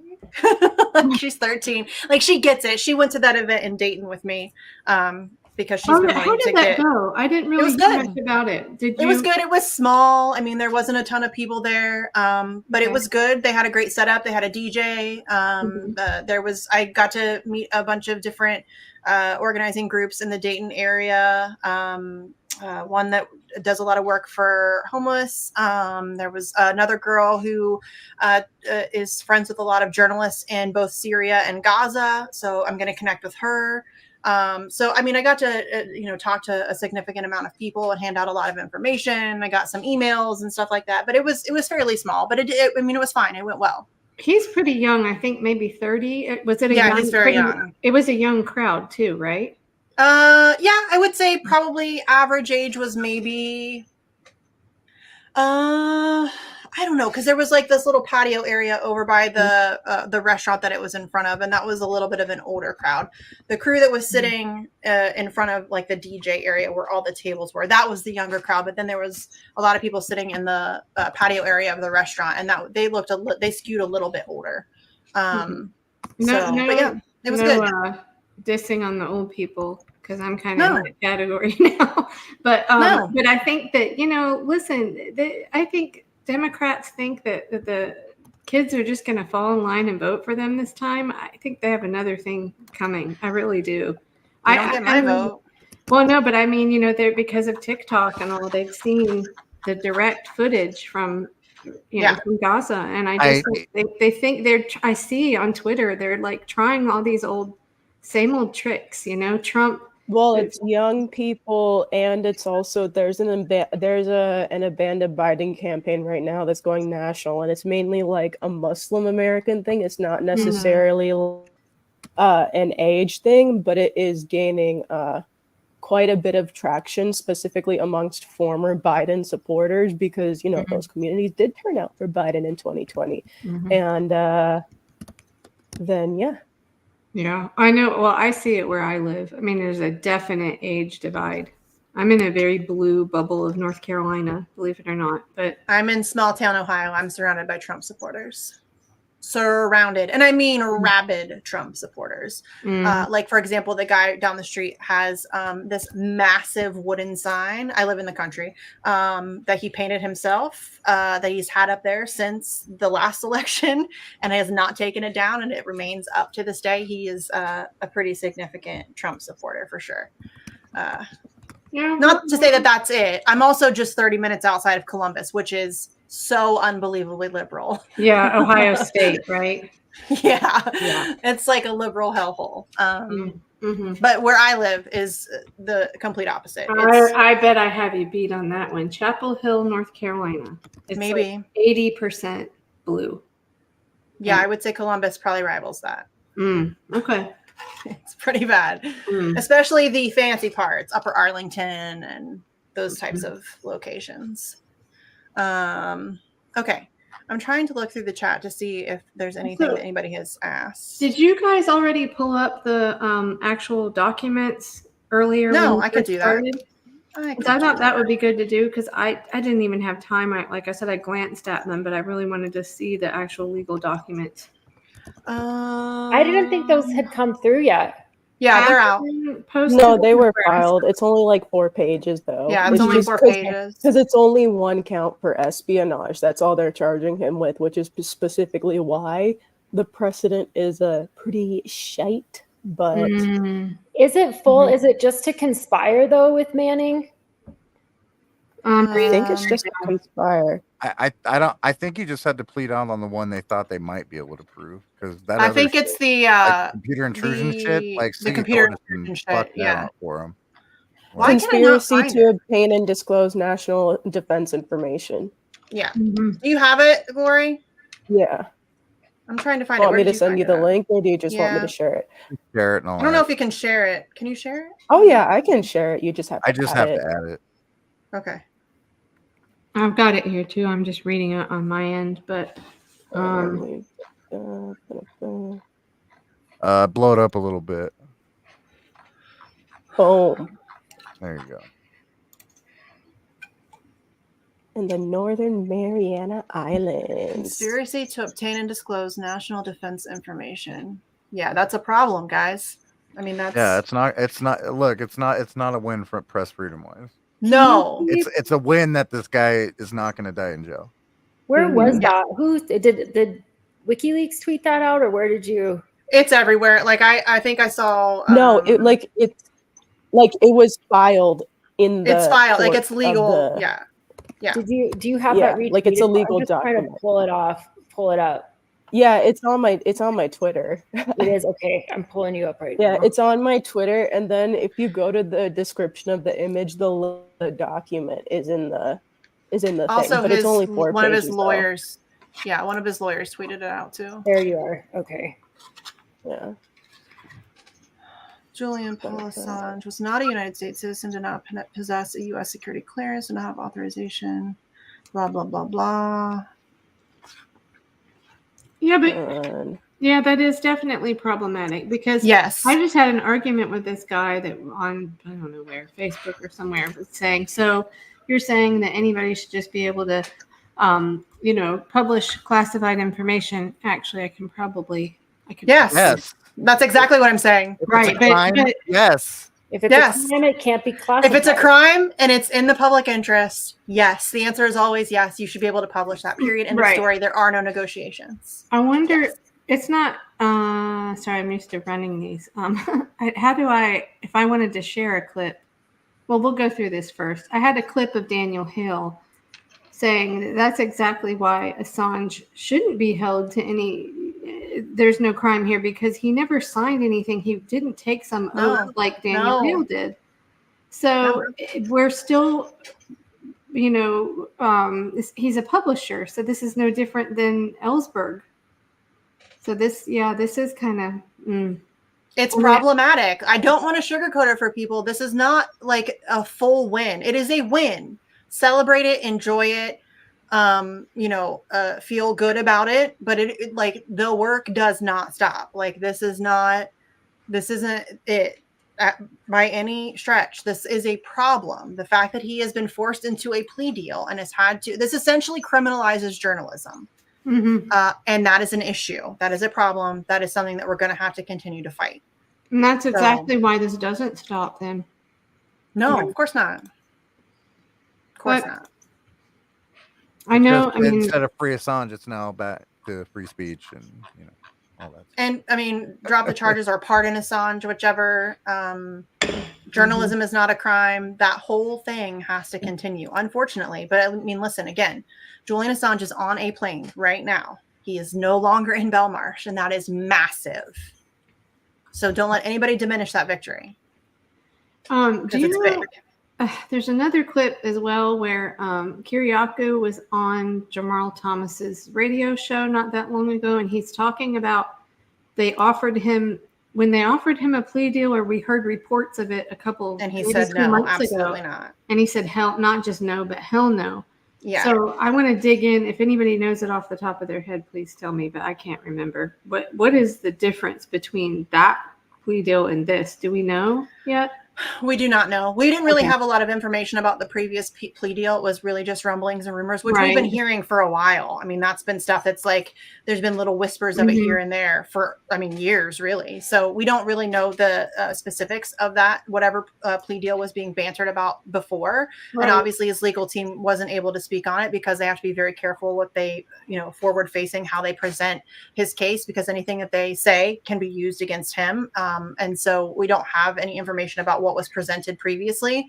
I'm a little surprised that, honestly, I was a little surprised that he entered into this. I don't blame him. I don't at all. I don't blame him. And I said this at the time when it was being bantered about prior to this, that if he entered into a plea deal, I absolutely do not hold that against him at all. Like there's absolutely no way that I feel like anybody could look down on him for making that decision. There's just no way. So I fully support the decision that he's made for himself, but it just means that the work's not done, and that's okay. I mean, we fought this long. We can keep it up. Yeah. So yeah, it is a win though. And it annoys me that there are already people trying to diminish it. Not surprising, but it really annoys me. I think it's going to be probably kind of hard for us in the coming days. And I'm just, I don't know what's going to be said in the presidential debate on Thursday, but we're going to see headlines probably everywhere that are mis and disinformation, and we're just going to have to work hard to, I guess, try to correct people on I'll be interested to see if this is something that the Biden administration attempts to use against Trump, given that it was Trump. I'm interested to see if that's a card that they will play. They don't really have much of an upper hand there, given the fact that they waited this long to make this move, and the move that they made isn't really all that great. But I am interested to see if they will use this as well, that doesn't matter to your average uninformed person on the topic. They're just going to be like, oh yeah, okay, see, Biden's better than Trump.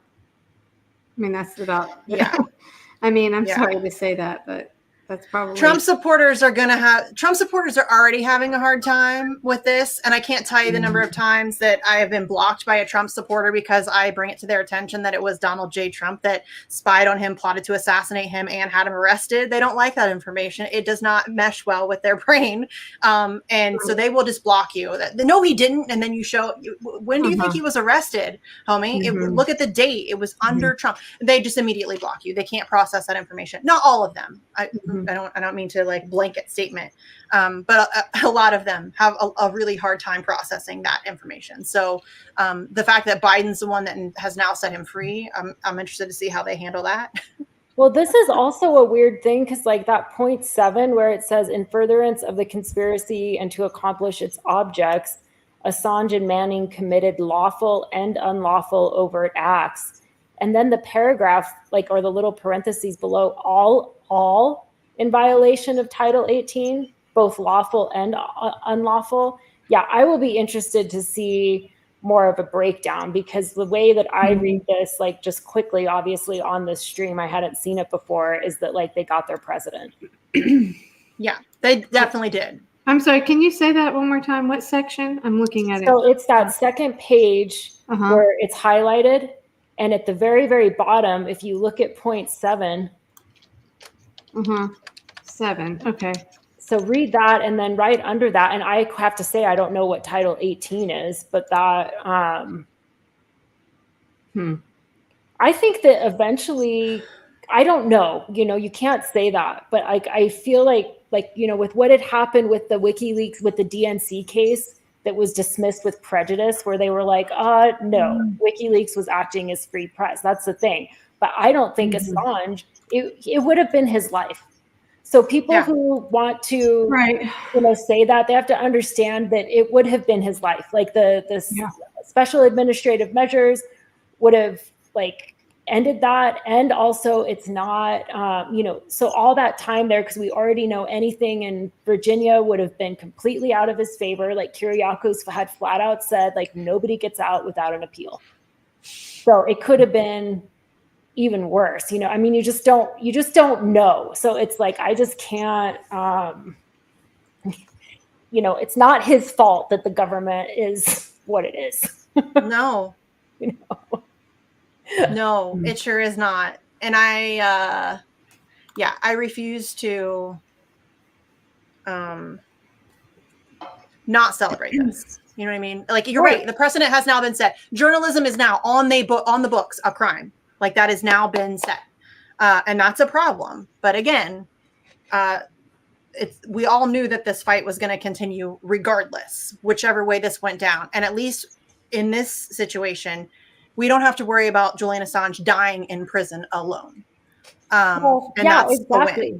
And I was so happy with the increase in support. Like, don't get me wrong. I also think that his support in like other media circles was starting to increase as well. And I think that kind of, maybe that helped turn the tide for them to even be like, okay, well, let's get this plea deal going. But I have to say, though, still, after 5 years, and Missy, I mean, all of us have talked about this here. I have just lost respect for so many fucking people. Yes, don't get me started. Like, stepping up for their colleagues. So I'm so happy that like we're seeing him like leave that place, walking, getting on a plane, like in, I mean, he's going to have to do so much healing and whatnot, no matter what, but in a state where it's not you know, like whatever that guy was that came out of North Korea. Remember how he was just like, you know, I mean, I was worried about that kind of thing. We just hadn't seen him for so long. And yeah, I think now Assange is, I don't, correct me if I'm wrong, but he is somewhere on the autism spectrum. Does he have Asperger's or? Asperger's isn't a thing anymore, but yes, That's he was right. previously diagnosed with Asperger's, but under the new DSM-5, Asperger's is no longer a diagnosis. So he is just under the autism spectrum disorder umbrella. I don't know what level they call it's a level. I don't know what level he is. Obviously, he's very high functioning. So, but yes, he is autistic. I think that might, in some ways, have been a gift in this case, because if you imagine like being just stuck there just reading, you know, I'm just saying, I was shocked. The sensory issues. I have a child with autism, and that's it. Like, I can't, like, I was thinking, and my kid's a little bit more significant on the spectrum than he is. But I was just thinking about her ability to like sensory processing and all of that stuff. And I could not imagine her in that situation. Could not. There's just absolutely no way. I don't think she would struggle necessarily with the isolation aspect of it. In fact, she rather enjoys being isolated.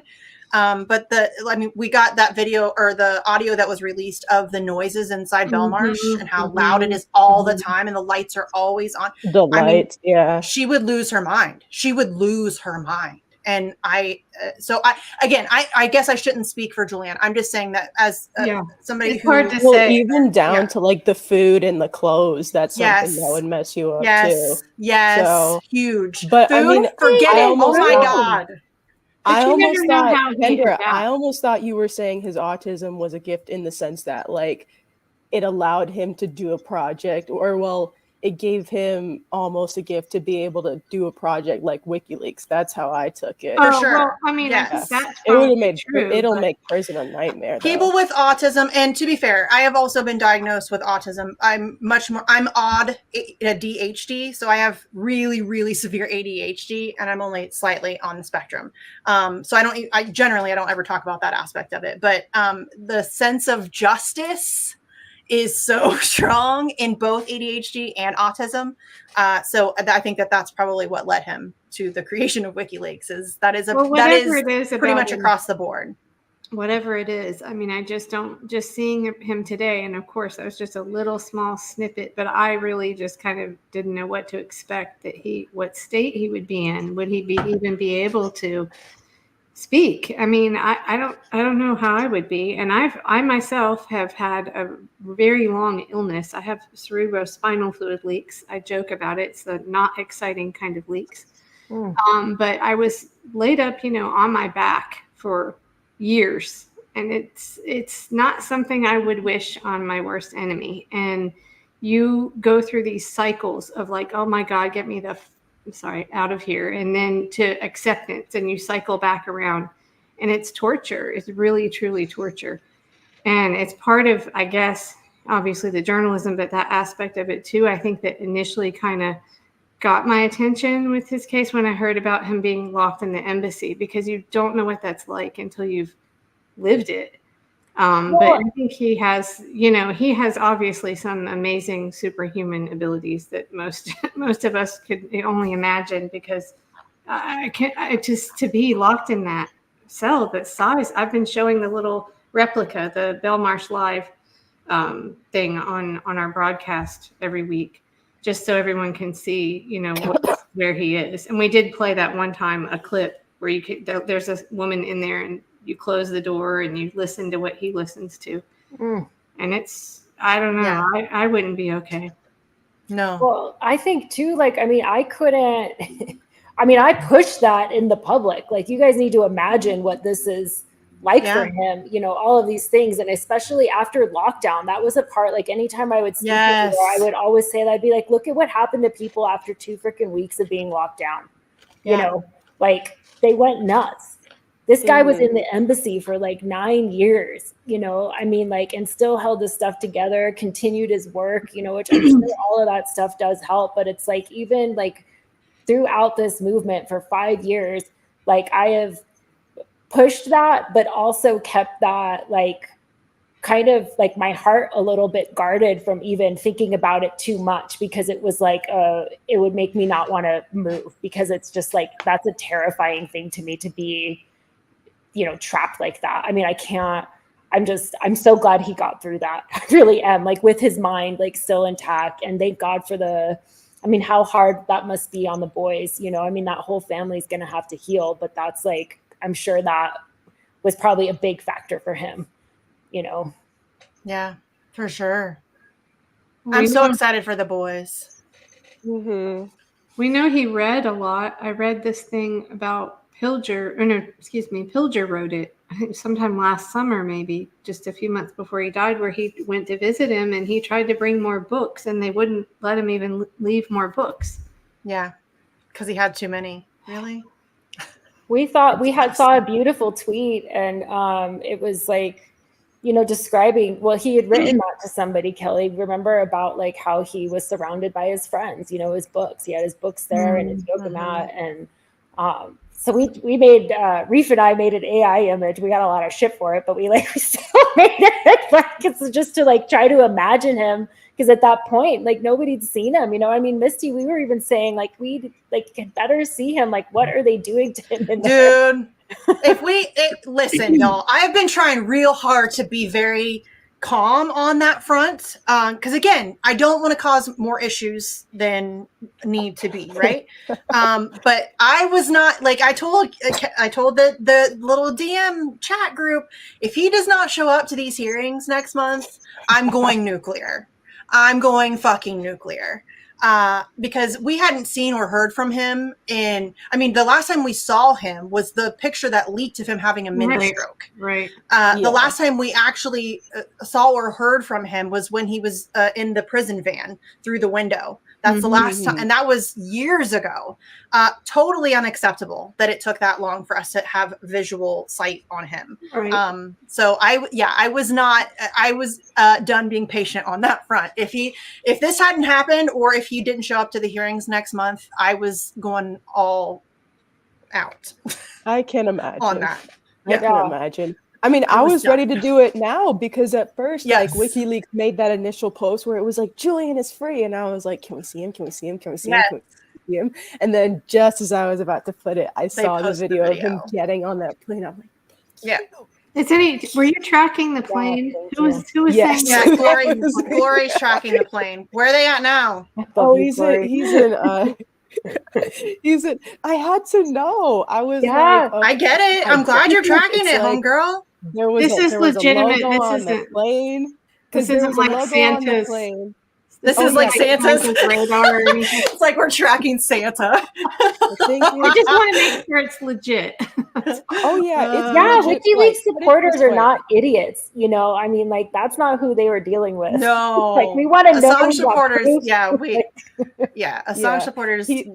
So there was a VistaJet flight that departed London Stansted Airport at 6 p.m. and then the WikiLeaks account showed video of him boarding the plane at 5 p.m. So I was like, okay, this makes sense. And it was also, because since it's like a charter company, I guess, that was the only VistaJet that had left that airport around that time, and it's en route to Thailand. So it's like, listen, I've never flown from London to Australia or London to the Northern Mariana Islands.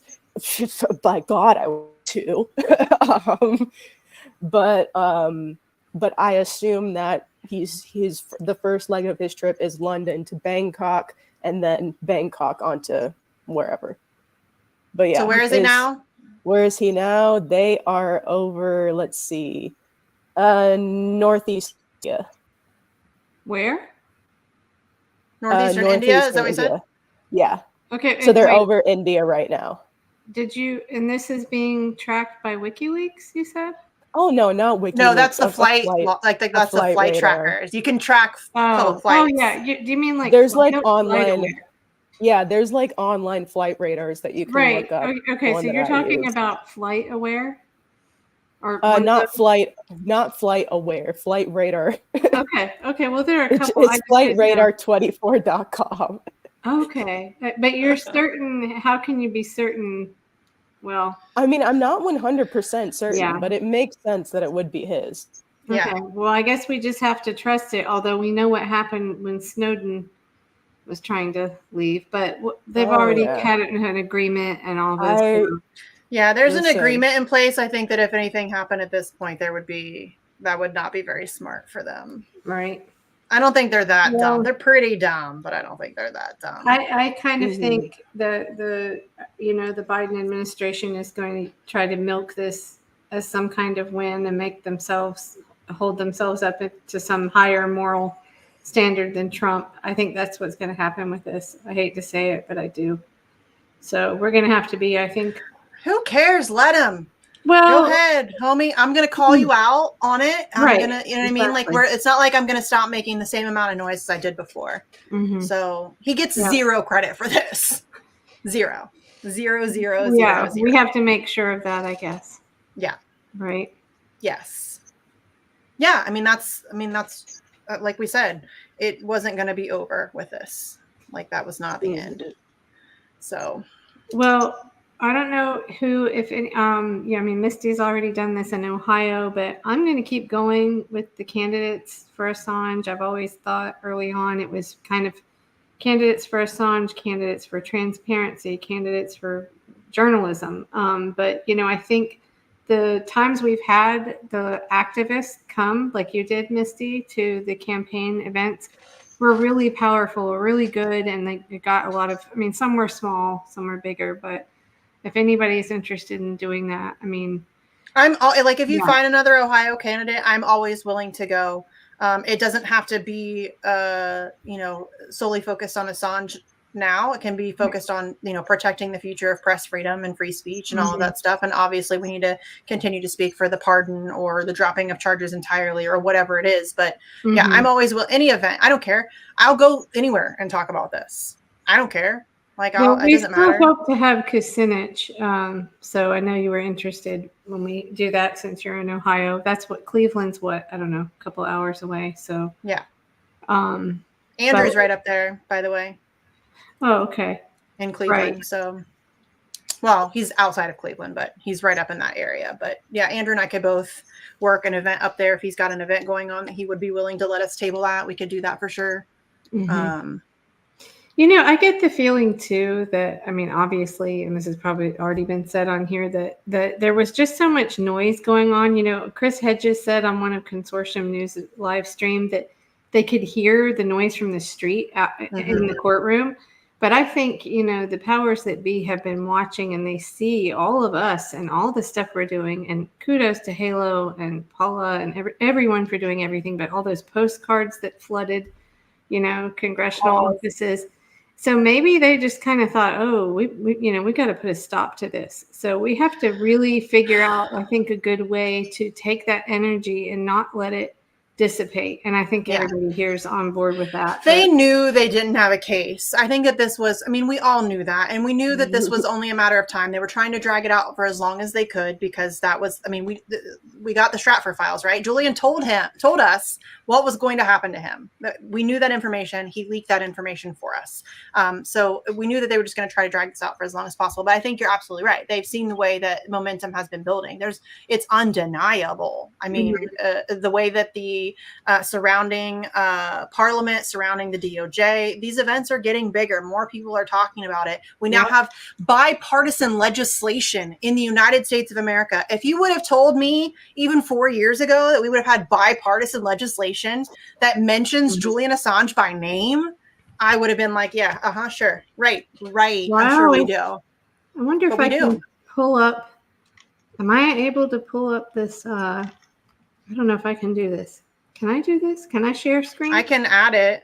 Oh, Sleepy just did. So I always show this at the beginning, and unfortunately, look at that. That's bipartisan. But it's like with these people wouldn't even want to be seen at the lunch table in high school, next to each other, right? Exactly.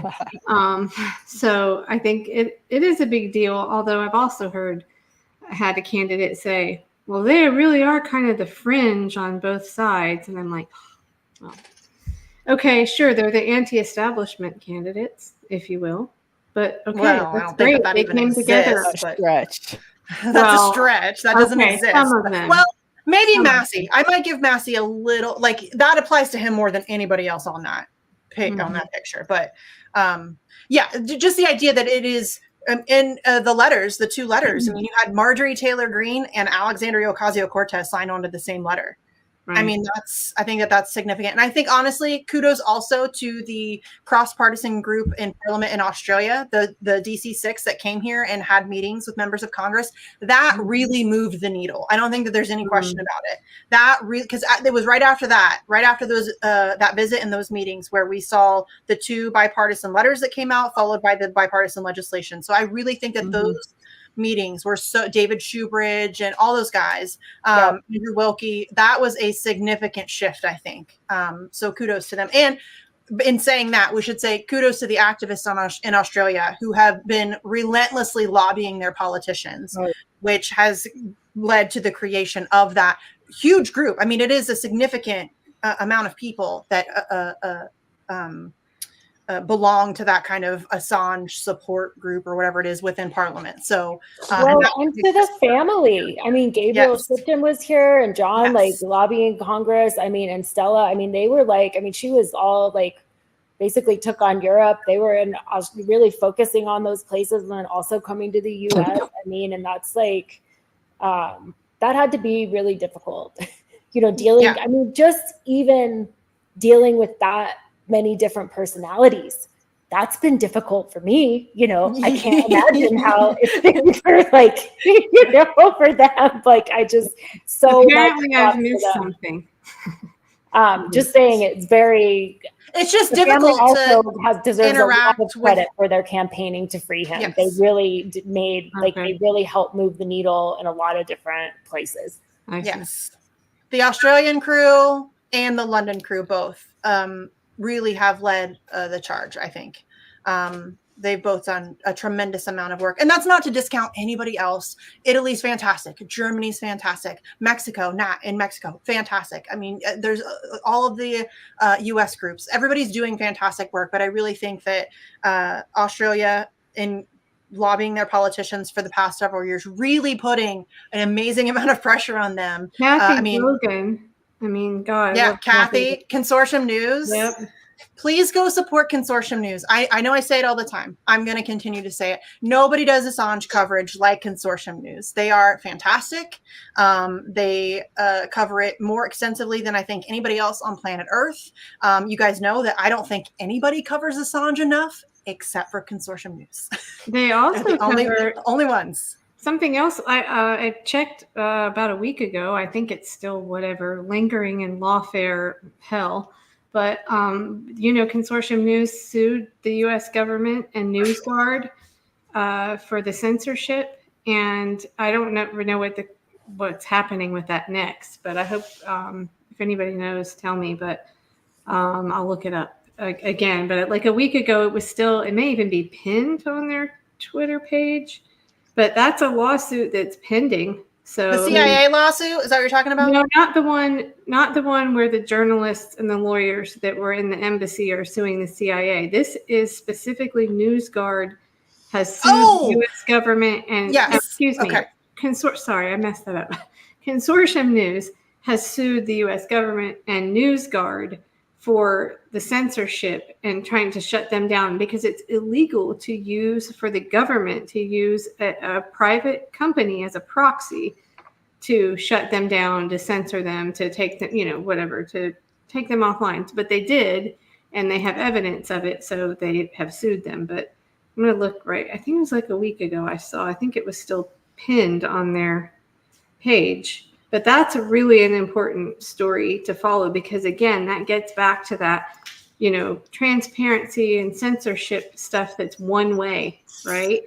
Yeah. It is. It's still here. It's pinned. You can see it. This was posted October 23rd of last year.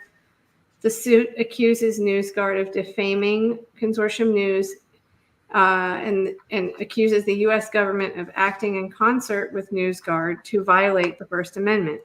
So there was this particular video here that's pinned. I think Stefania Moretzi's on here as well. Yeah, it's a really great great recording here, and I've got some clips of Joe talking about that it is being patriotic. I think that's from this video. Anyone that says you're not patriotic to criticize the U.S. government it's the opposite. Yeah, patriotic. You care about what your government's doing. And taking responsibility for it as a citizen. I mean, if you live in a place where you're voting, like you are responsible. You know, this whole like, I don't pay attention to politics, you know, maybe in your early 20s, but that's not like, that is not an adult statement. Like, hey, one other thing I was just thinking of that I wanted to bring up to you guys, and obviously we'll get some more analysis about it, but even with this plea deal, you know, I don't see anything specific to the Espionage Act.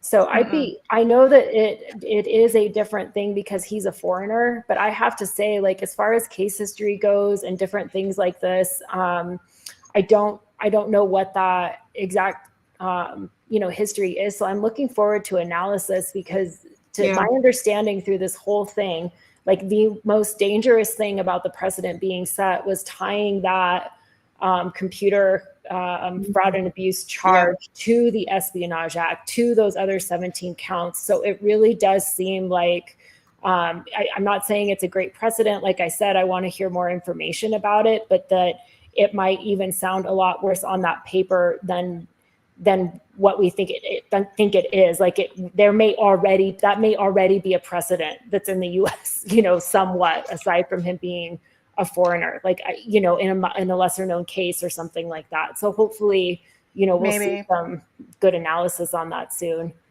Dude, my entire feed on Twitter is Assange. Do you know how happy that makes me? Do you know how happy that makes me? Everybody, literally, I just scrolled like a lot.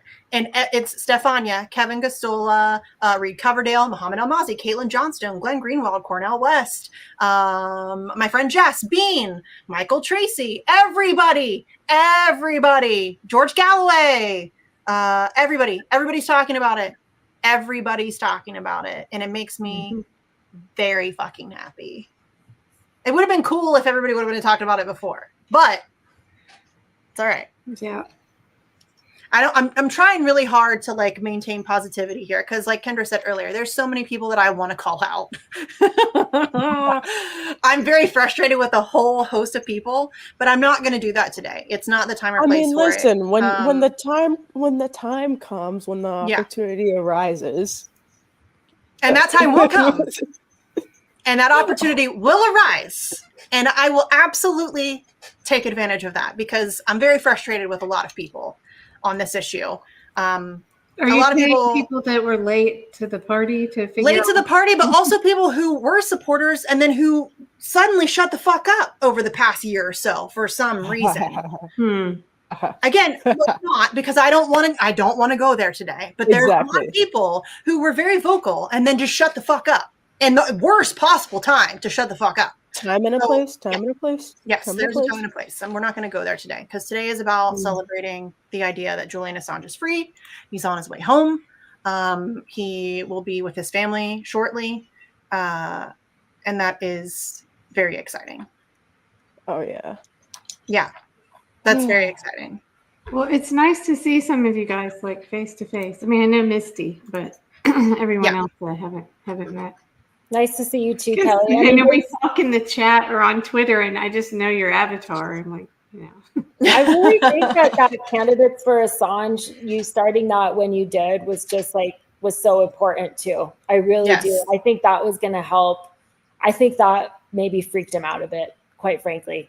Because I hope everything all of us have done have freaked them out enough. Yeah, but that was a great idea. I'm just so glad that you did that because I know like taking on anything like that it's just a lot of work. So you know what's funny? I really was not in a place in my life right now to be doing that. But Randy kind of went back to the studio. I wasn't recording as much for him, which I did all during the pandemic, and I was like, I have to. I have to. It's not a choice. I just have to do it. Yeah. So I asked Matt how, he's like, sure. So we just started it. But I think it's also my involvement with the election stuff that makes me very interested in working directly with candidates. And as much as I love the journalism side of things, it's that activism. Like being at boards of elections, which again kind of sounds boring, but I think it's exciting. And I think that's where we can make some change. And you don't have to agree with me on that, but I'm hopeful about that. So, and I find like it's the coolest thing to meet these people across the country. So I think we have 35, and of course a couple, actually I think about 14 have probably lost their primary at this point. But all of our libertarians, Greens, independents, they're still in it. And it keeps growing. I keep adding more people on. And to talk to these people, and then to get like, last time we actually had a Democrat and a Republican on the panel together, just the two of them. I'm sorry, I shouldn't dismiss Phil as our regular libertarian in Wisconsin. Phil's wonderful. But, they got together and they talked, and they were like, wouldn't even talk to, someone from the other party normally, like ever. And it was so great because they were doing that. And my hope was just like, if I do this, and like first couple, I think it was the second one we did, had several candidates in Florida, and then they were in adjacent districts, and the same thing in California. And then they got to know each other. And my idea was really just, I know what an uphill battle this is. I'm not, naive about it, but just getting them to talk, and then just getting those people to all talk to the people they know. And it's that whole courage is contagious thing. So that's what I thought is like, it's power in numbers. So that's you go to my website, which, okay, I've never built a website, so I'll take a kind criticism, fine. Candidatesforassange.org. First time I've ever done this using Squarespace, because I refuse to use Wix. But I've got this grid, a picture of all the candidates, and I purposefully did not put all of, links to each of their pages yet, because we don't know who's going to still be in it come like end of August, right? So it will kind of shift gears later, but I intend to keep going with it. So, it's just going to kind of shift more from focus on just Assange, although we talk about a lot of things in the broadcast. We don't talk about just him. So it will shift some more now to, overall transparency really is what I want to see more conversation around. And Matt loves to talk about the Fourth Amendment. So, Matt's great, by the way. Matthew Ho, for those of you who don't know him, he's been fantastic. He was one of our featured speakers at the big October of 2022 event that we did in DC, the big one. And he's a longtime Assange supporter. He's been fantastic on this issue for a very long time. So, kudos to him. And like I said earlier, I may not agree with you on electoral politics, but I definitely think that the venture was worthwhile because it created a conversation, and that's what we need. We've been saying it for ages. The only thing that gets Julian Assange out of prison is mass public pressure. Mm-hmm. That's what gets him out of prison. And that's what got him out of prison is mass public pressure. And wherever we can bring people in, I'm all for that. I don't care if I don't maybe agree with your plan or your agenda or your whatever. I don't give a shit. I just would like to see him out of prison, and now he is. So well, some people asked me why we weren't doing why we didn't have presidential candidates, and when I started this, I really didn't even think about that. And then I was like, oh, wait a second, if I could have had Jill Stein on, because I hosted another thing for a candidate where she was on. I could have invited her. I didn't want to have, like, if I had Jill Stein on early, I may not have gotten all the libertarians. Maybe I would have. I don't know. But my feeling was that I wanted this to be, again, power in numbers, not one personality. Yeah. So if it's RFK Jr. and Jill Stein and Cornel West and whoever is for freedom of the press and has supported Assange or is willing to speak out about the case now, even though he's freed, if you're still willing to, then come on. But I didn't want it to be tainted with, I shouldn't say tainted, but you know what I'm saying. It was more powerful, I thought, to see 35 candidates across the country rather than just one personality that some people don't like. Yes, and that's the problem in electoral politics in this country, is that it's so tribal that if you have Jill Stein on, then all of a sudden there's this whole segment of people who will just completely discount what you're doing or saying or talking about. And that's very frustrating, but it's very true. So I think that was very smart. I think we were on for the one where we had Was that the one we had all the candidates from Indiana that were libertarian? Yes. Yeah. Okay. Yeah, a bunch of libertarians, which those are, I mean, listen, I'm not a libertarian, but those are my people. I mean, I get along with them. Like we disagree on a whole host of stuff, but I disagree with everybody. You know what I mean? Like there's nobody I agree with all of the time, and they're excellent on this issue and always have been, generally speaking. Not all of them. Obviously, there are outliers, but the National Party, you know, the national chair, Angela McArdle, she's fantastic on the issue. Most of their candidates are fantastic on the issue. I'm pretty sure their presidential candidate, I don't know a ton about him. He's very polarizing, but I'm pretty sure he's also in favor of Assange being freed. So, yeah, it's I'm all for it. It's great. Well, it's really interesting to go around the country and see. Like I was kind of joking when I was working on the Indiana panel. I'm like, Indiana apparently only has white men that are all libertarian. Welcome to the Midwest, Kelly. Right. No, I'm from Michigan, so I know I'm not a Southerner by birth, but so, you know, I mean, that's fine, really. It's a huge country. We're not all going to be the same everywhere, but if they can overlap, you know, like I said, we've had a couple little contentious things here and there between candidates, but we just try to keep it, you know, on the topic of free speech, and it goes pretty well. So we'll see.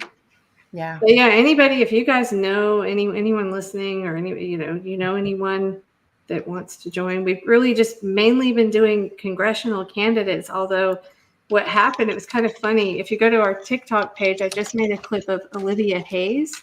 She's a great, really young libertarian in Kansas, and I misunderstood. I thought she was running for federal office, but it's state Senate. And so she came on, but I was like, okay, that's cool. So we'll probably, you know, branch out more to like state offices, and maybe, I don't know, even whatever. I would have whoever. Yeah. I mean, having that conversation, opening up. I mean, if those people then go out and talk to their constituents or the people, I mean, that's yes, let's do that. I'm all for it. Okay. Does anybody else have any? I feel like we've been going for like 2 hours. We have, and I think we're getting never mind, comments here. Well, there's one troll in there who I see this. This stream is best with the sound muted. Well, how about you turn it off? Funny. Well, and they were also like explaining to us about the Espionage Act and RICO. And hey, all listen, you know what? Well, Misty, you can regurgitate stuff about this case way more than I can. I mean, I'm still not an expert on this case. A lot of my role during this was I was learning video editing and stuff I had never done before, and recording Randy's show. So I'm not, you know, I listened intently to every interview where Stefania was on and everything I could about the case, but I can't regurgitate all this information that well. And so if somebody wants to one up, the other thing too, though, is that like that's the thing that you don't have to be an expert to recognize a chat expert, which is a person who typically does nothing. I guarantee you that person has never organized an event. They've never done a damn thing. You don't know really what you're talking about because you haven't even tried to move the needle. You just sit there from a comfortable place thinking that you know everything, but you haven't been active. And I always tell people that. I'm like, you don't know what's good, because it's true about myself. I had to learn that about myself. I'm like, oh my God, I was full of shit for so many years. I had no idea. You know, but I voted for Obama twice. You know, and that's like a big deal. Like you have to get out there and try. Like if you seriously are sitting there and thinking, and this isn't even like you might be a totally awesome person, but you need to like move in that direction. Like if you don't have your own thing going and you're criticizing somebody, that's not, it's just ridiculous.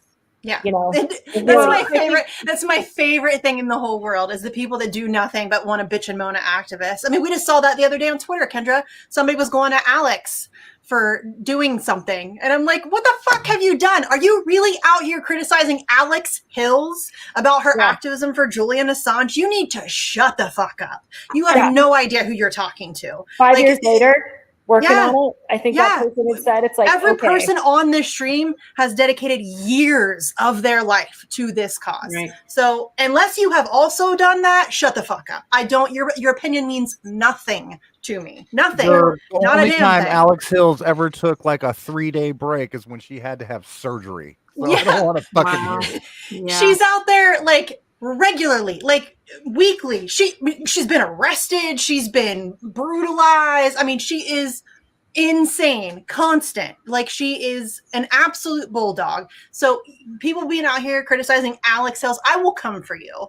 Like, just don't fuck with my people. Do not fuck with my people. We tag her with an event. It's like up like immediately. She gathers all of the information from every global event taking place and makes graphics and puts them all out from a central location so they're easier to find for people.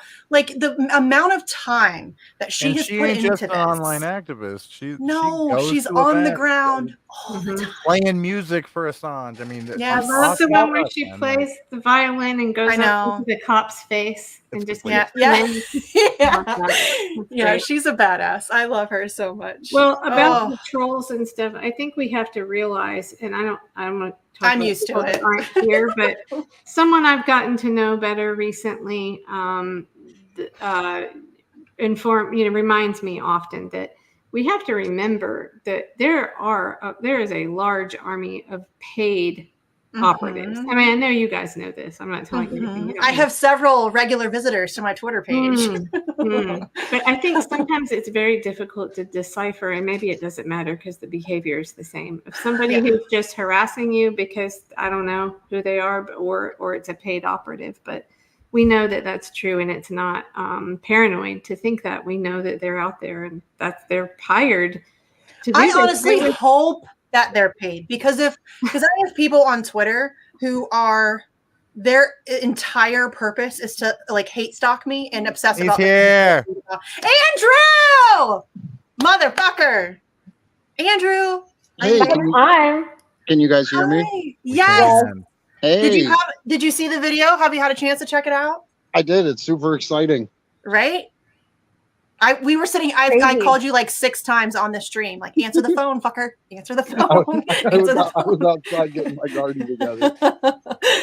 This is important. That's important too. Yeah. Andrew, I only know you from Twitter. So I've never. Yeah, it's good to see you and have that face to face. It's like there's still people I really want to meet in person.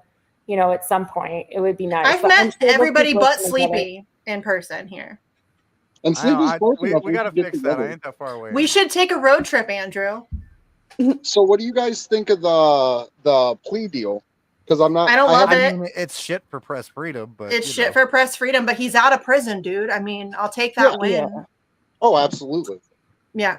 And I'm not sure, I feel like I'd like to hear more analysis about it. I just brought this up, so I don't mean to repeat. I'll just go quick. But I wonder, how shit it is, because I don't see anything tying it to the Espionage Act. And to me, that was really the, increase in the precedent. So I don't know that the U.S. hasn't charged other people before with this type of thing, or that they haven't, charged, maybe not a foreigner. I don't know. So I'd be really interested to hear more about that.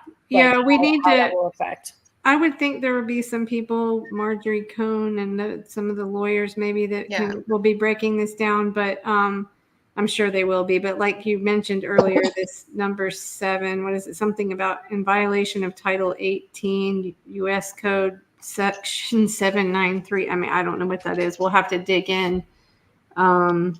Yeah, we're gonna have to do. I mean, this stream was obviously very abrupt. We didn't have a chance to even read through the documents to really dive into it in any real substantive way. So, and they still haven't signed, solidified it. It's not filed in a court in the Northern Mariana but it needs to be Islands, approved by a federal judge. Because it was from what I saw, it was the UK that granted him bail. It wasn't the United States that said, hey, let him go and we'll finish this. It was the and UK. he's applying in the Mariana Islands because he didn't want to come to the United States. That was a condition that they were, I think that was part of the plea deal that was part of the plea deal that they were arguing about, is that I think that the United States wanted to allow him to enter into a plea deal, but they wanted him, typically speaking, in the United States, if you enter into a plea deal, you must be in the court that you are entering into the plea deal in. And so he would have had to come to likely the Eastern District of Virginia, sit in a courtroom, and then enter into that plea deal here in the States. And he did not want to do that. So I think that this is the way that they got around that, is that he was granted bail. He will go to the Mariana Islands and then enter into the plea agreement there. And then it'll have to be approved by a United States federal judge. So you're right. It's not finalized yet. And there's going to be more analysis on this coming. Okay. Can I read this? Out of the UK. Just another point, like, we also know that he already denied a plea deal before because of the consequences. I think that was the bone of contention, is that they wanted him to come here and he did not want to do that. Oh, see, because I thought they'd said it had something else to do with like press freedom. So I'm wondering if there was more. That was part of it. Obviously, he didn't want a plea deal at all. That was what John Kiriaki was saying, that he said, hell no. But I think obviously, I think that the agreement to let him not come to the United States probably put some weight onto the decision. I don't know. I'm not going to pretend to speak for him, but I interviewed Gabriel, and that was, he was talking about the idea that generally speaking, you have to come to the United States to enter into one of these deals. Gotcha. Obviously that was not an option. And so if that was probably, I would say that was probably a big part of the negotiation. At least that's what again, some chick in Ohio, I don't know for sure, but I would guess that was a big part of the negotiation. Okay. So 2 hours ago, Joe Loria posted a short, looks like pretty short article to Consortium News, and it says, hold on a second. Oh, where did it go? It's quoting Bruce Afrin. Okay. Bruce Afrin, who is I love his analysis. They've had him on a lot on Consortium News. He's one of the legal team. He's not part of the Assange legal team. He's maybe in the States. I think he does consulting for this in the States. Oh, maybe he does. Okay, but he's part of. I know he's part of the other lawsuit I mentioned with Consortium News, and I just love the way he breaks things down and he makes it really clear. So everybody, go read this article. But it says, okay, Assange pleaded guilty to an Espionage Act charge of conspiring to unlawfully obtain. Okay, we know that. Bruce Afrin told Consortium News that a plea deal does not create a legal precedent. Oh, therefore, Assange's deal would not jeopardize journalists in the future of being prosecuted. Oh, okay, for accepting and publishing classified information from a source because of Assange's agreeing to such a charge. Oh my God, okay, this is huge. That is big. Do you want to pull this up? I mean, if true, that's certainly taken. Well, look, this is Bruce Afrin and Joe Loria. Yeah, let's pull it up, because that's what I was wondering. They said that he already denied a plea deal before because of how bad it would be for press freedom. So that's why I was like, if he's, maybe it sounds worse to us than it actually is. So, I mean. Yeah. Okay. So, this is great. Oh, okay. This is big. Changes everything, really. Yeah, that's what it says. Can you share it? Yeah. Hold on. How do I do that here? Go to present at the bottom. Oh yeah, just the same like I did before. Sorry. Okay. Yeah. Well, actually, it's a link though. Can I just share the page? Oh, you can shoot it in the private chat. Or I can share the page, right? Here we go. Yeah. Won't that work? Good thing I've used this. That means Sleepy clicked on it at the same time. Oh. There it is. Okay, do you see it? Yeah. Okay. Oh, yeah. Okay, there it is. So, all right, hold on. Let me scroll so we can actually look at it. Okay, so right here, it's Bruce Afrin. I mean, we can start at the top, but it's pretty short. He's agreed to a plea deal. He left Belmarsh on Monday. He was granted bail by the High Court in London. Was released at the airport during the afternoon. Okay. So he was released as a part of a plea deal with the U.S. He will spend no time in U.S. custody and will receive credit for the time spent incarcerated in the U.K. He will return. It'll be finalized Wednesday, so we need to be paying attention on Wednesday. Yeah. Okay. So That's why he had to go to Northern Mariana Islands, wherever that is. Well, Okay. what time Wednesday? Because depending on the time Wednesday, it might be like a day earlier over here in the U.S. Yeah, it'll be Tuesday here because it's probably. I would say it's Tomorrow. probably morning. It'll probably be tomorrow morning. I don't think we need. Australia comes to us from the future. Yeah. I don't think we need to worry at this point. I don't think they're going to pull anything. Oh, I will worry until it's done, Kelly. Fair enough. Fair enough. Mariana Islands. That like. Yeah. Okay. A court filing outlines a single criminal count of conspiring to obtain and disclose classified U.S. national defense documents. So it is an Espionage Act, Espionage Act charge that they, not the. But this thing from Bruce Affron. I want to read this again one time. Bruce Affron, a U.S. constitutional lawyer, told Consortium News that a plea deal does not create a legal precedent. Therefore, Assange's deal would not jeopardize journalists in the future of being prosecuted for accepting and publishing classified information from a source because of Assange's agreeing to such a charge. So I'm confused why. Huh? I wish that was explained further. Why does it not set a precedent? I think if anything's appealed, it can't be a precedent just in general. Like anytime there's an appeal, it doesn't count as a precedent. I think that's what he's saying. He says a plea deal does not create a legal precedent. Yeah, and I'm confused because that to me, sort of sets a precedent. Can you scroll back down or up the other way? Can you go back to that real quick?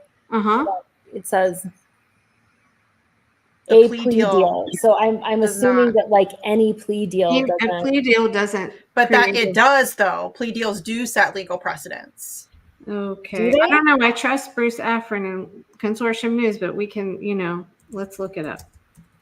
You'll set precedents. I'll see if I can get Bruce on the show. That would be great.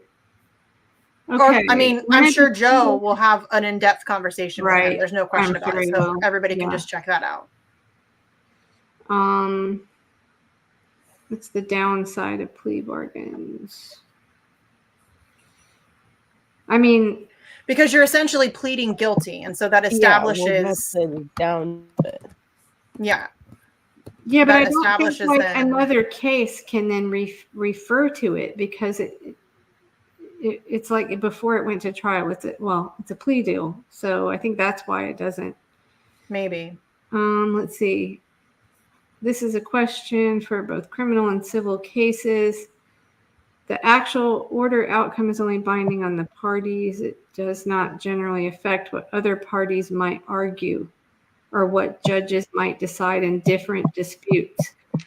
Precedence takes its force from the reasons given by the court. When there are no reasons, as there will not be in a jury trial or in a plea or a settlement, there is no precedential value. So there we have it. So Assange did stick it out to the end. He wasn't going to get out just to save himself. Of course not. I read that. I never thought that was his motivation. I'm not allowed to say that. Sorry. Wow. And yes, Jade, abolish the fucking Espionage Act. We need to fight for that too. Abolish the fucking Espionage Act. That needs to be the next line of defense. Do you guys think he will go back to leading WikiLeaks? Because there's been some transfer of like people in charge of it. Do you think he'll go back to publishing? We talked about this earlier. I don't think we should expect anything from him, and I certainly don't think we should expect for him to go back to work like that. Listen, I could be wrong. But maybe. I mean, he's been subjected to psychological torture for over a decade.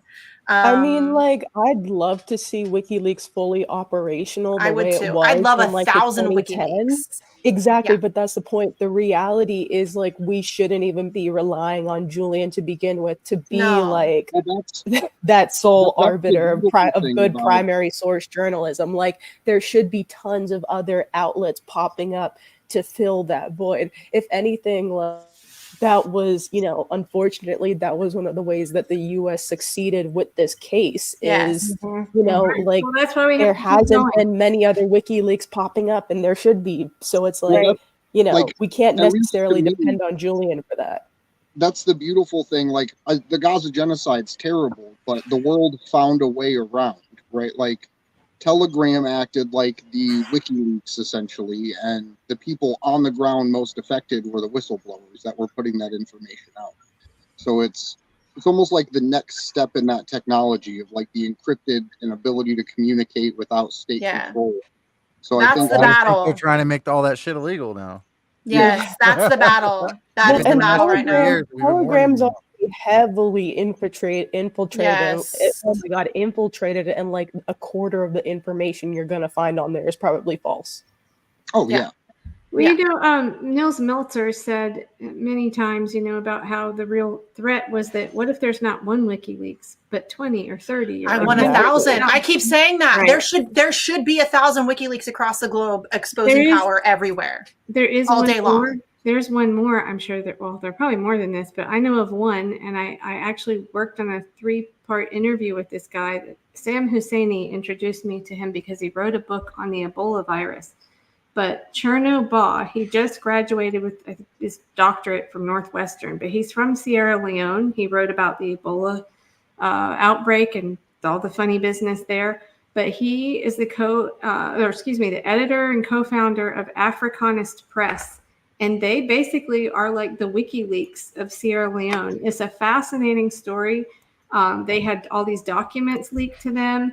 And then they were taken down from their website. This stuff involves Cognite software, U.S. state operatives in Sierra Leone. I mean, it's some fascinating stuff. So Cherno is a really, really interesting guy. I got to know him through Sam and did this last fall. But so, yeah, I mean, that's exactly what they don't want is more of those. But, hey, I don't know if you want to play it, but I put that clip in, I think this is the right one, of Kiriakou, where he was on Jamal Thomas's show saying about the plea bargain that was 2 months ago. If you want to play it. Violating any promises to remain silent by saying now that this news is out, he was offered a deal about 3 months ago. Yeah. Take a guilty plea to an espionage charge. We'll open the doors of the prison. You can just walk right out. And he said, not just no, but hell no. Yeah. That he will not be responsible for the future prosecution of an American journalist because he set a precedent by taking a guilty plea to an espionage charge. Right. Very, very tough. Wow. Very strong. Yeah. Now, with that said, the Biden administration has many reasons in this election year to make this thing go away. He doesn't want to touch this case. He doesn't. And he should never have continued on with the Trump administration's prosecution of Julian Assange. Right. Because the Obama administration had a different policy. Correct. They had what they called the New York Times problem, that if you do prosecute Assange, then you got to prosecute the New York Times and the Washington Post and the Wall Street Journal because they publish classified information every single day on the front page. And ran his stories. And they ran his stories. They got a lot out of his stories. So what we apparently have now is an offer from the Justice Department to a reduced charge of misuse of classified information. This is not an espionage charge, but it's in the same part of the U.S. Code as the Espionage Act. Yeah.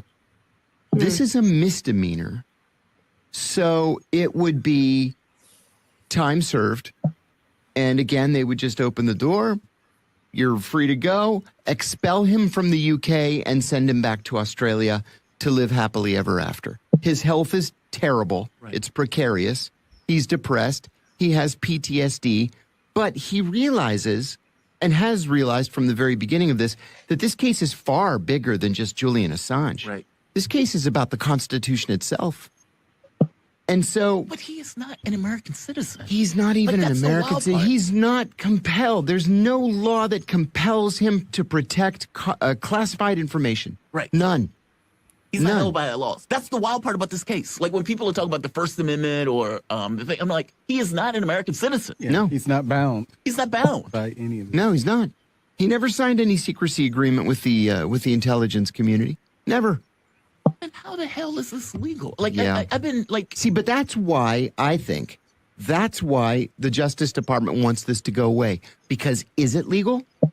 is a jury. I mean, what would be worse for the administration than giving him a deal? What would be worse is bringing him all the way over here and having him acquitted. And lose. In an election year. You've tortured this guy for 13 years and you lose in court. Basically, you had nothing to keep this guy on from the very beginning. You guys know Tom Drake, the absolutely wonderful and very important NSA whistleblower. They charged Tom Drake with 9 felonies, 7 counts of espionage and 2 counts of theft of government property. The government property being the information that he walked out of the building with in his brain. Yeah, seriously. The whole case fell apart. All 9 felonies were dismissed. He agreed to take a plea to a minor misdemeanor just for the Justice Department to save face.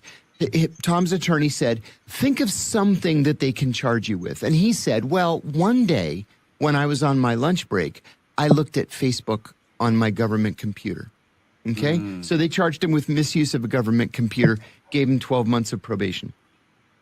Why You didn't know, he take they anything? still run his picture on the Justice Department's website as one of the threats to American national security that they successfully prosecuted. Are you serious? Wow. So what about Julian Assange? What happens now? Julian Assange, the crown jewel of their Espionage Act cases from the last half century, they bring him all the way over here to the Eastern District of Virginia, and they lose the case. Then what do? And what does it mean for media going forward? Or their ability to prosecute espionage? And that's what the big question is now. Let's say he does accept this guilty plea, you know, to finally save himself. And who would blame him? Nobody would. But what does that mean going forward? And I think that's why when this story was leaked yesterday, or really it was the night before in the British media, there was no quick announcement saying, yeah, we're engaged in talk. So, Misty, sorry, this was a longer segment than I thought, but I think he's referring now again back to the earlier one. So they were different, just so no one's confused that just joined or something. I think that there was probably discussions along the years for several different deals. Yeah. I mean, we know Donald Trump allegedly offered him a deal. If you give over your source for Russiagate, then we'll give you a pardon or whatever. So there's been multiple deals and talks for deals. He's also, John is also on, went on Kevin's show. Kevin had a show as well. Kevin did a show earlier tonight. Everybody should go check that out. Kevin Gostola, good Kevin. And John Kiriakou was on that show. So he probably has an updated analysis. Yeah. Is a president could give Assange a full pardon now that he is pleading and there will be a charge. And if they do it with extreme prejudice, it means that those charges essentially are completely void and can't be re-prosecuted under any circumstance. Right. Right. So we should push for that then, right? Yes. No matter what. Yeah, I was never a big fan of the pardon, but now that there is going to be a charge, that to me, that makes the most sense because that means they can't go after him again afterwards. Because if they drop the charges, they can recharge him later. They could recharge him from Australia, and who knows what would happen when he's there. But if he got a pardon with extreme prejudice attached, that would be essentially clear him for anything that would fall under that same category of espionage. Yeah.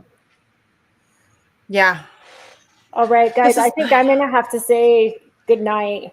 But I love you guys so we can wrap it up. We've been going for a very long time, but it was good to be able to Thank vent you, and Misty. process this. I know how sick you are. Thank you. Thanks for doing it. It's so I good to feel see like you guys. death. Yeah. I'm running on adrenaline here. So I'm definitely on the come down over here, but it's just, oh my God, yes. Yes, I know. I'm gonna sleep really good tonight. You guys, we're gonna sleep really good tonight.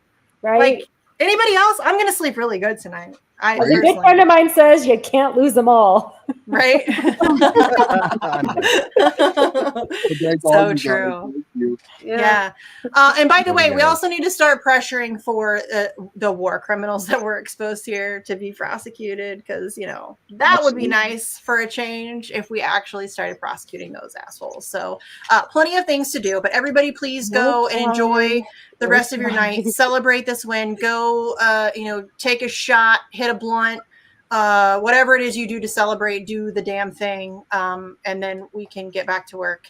But it's a good day for the Assange movement. I'm very excited. So thanks everybody for jumping in last minute to join me. I'm really glad that we all got to do this and hash this out together. And I mean, we were gonna be back for the hearings. Sleepy and I were gonna wake up at the ass crack of dawn to cover those. We don't have to do that anymore, Sleepy. Yeah, I'm pretty stoked on that. We don't have to get up at 3 o'clock in the morning to cover more court hearings. That's it's a good 2 stuff. o'clock in the morning for me. Yeah, we don't have to do that now. It's a good time. But there will be more to cover. So the Assange vigils aren't going anywhere. We can just shift focus to other things, other people, McBride and other people. So we'll be around. And again, there will be more analysis coming in the coming days, so we can all kind of take this in, process it, and then we can regroup and then get back to work. So thanks everybody for tuning in. Thanks for joining me, to all of my guests and those people who have had to jump off. We love you. We appreciate you. Thank you to everybody who's taken action over the past 13 or 14 years in whatever small way you've been able to do it. That's helped to move the needle. And we appreciate that very much. So we will see you on the next one. Bye, guys. Bye. Thanks, everyone.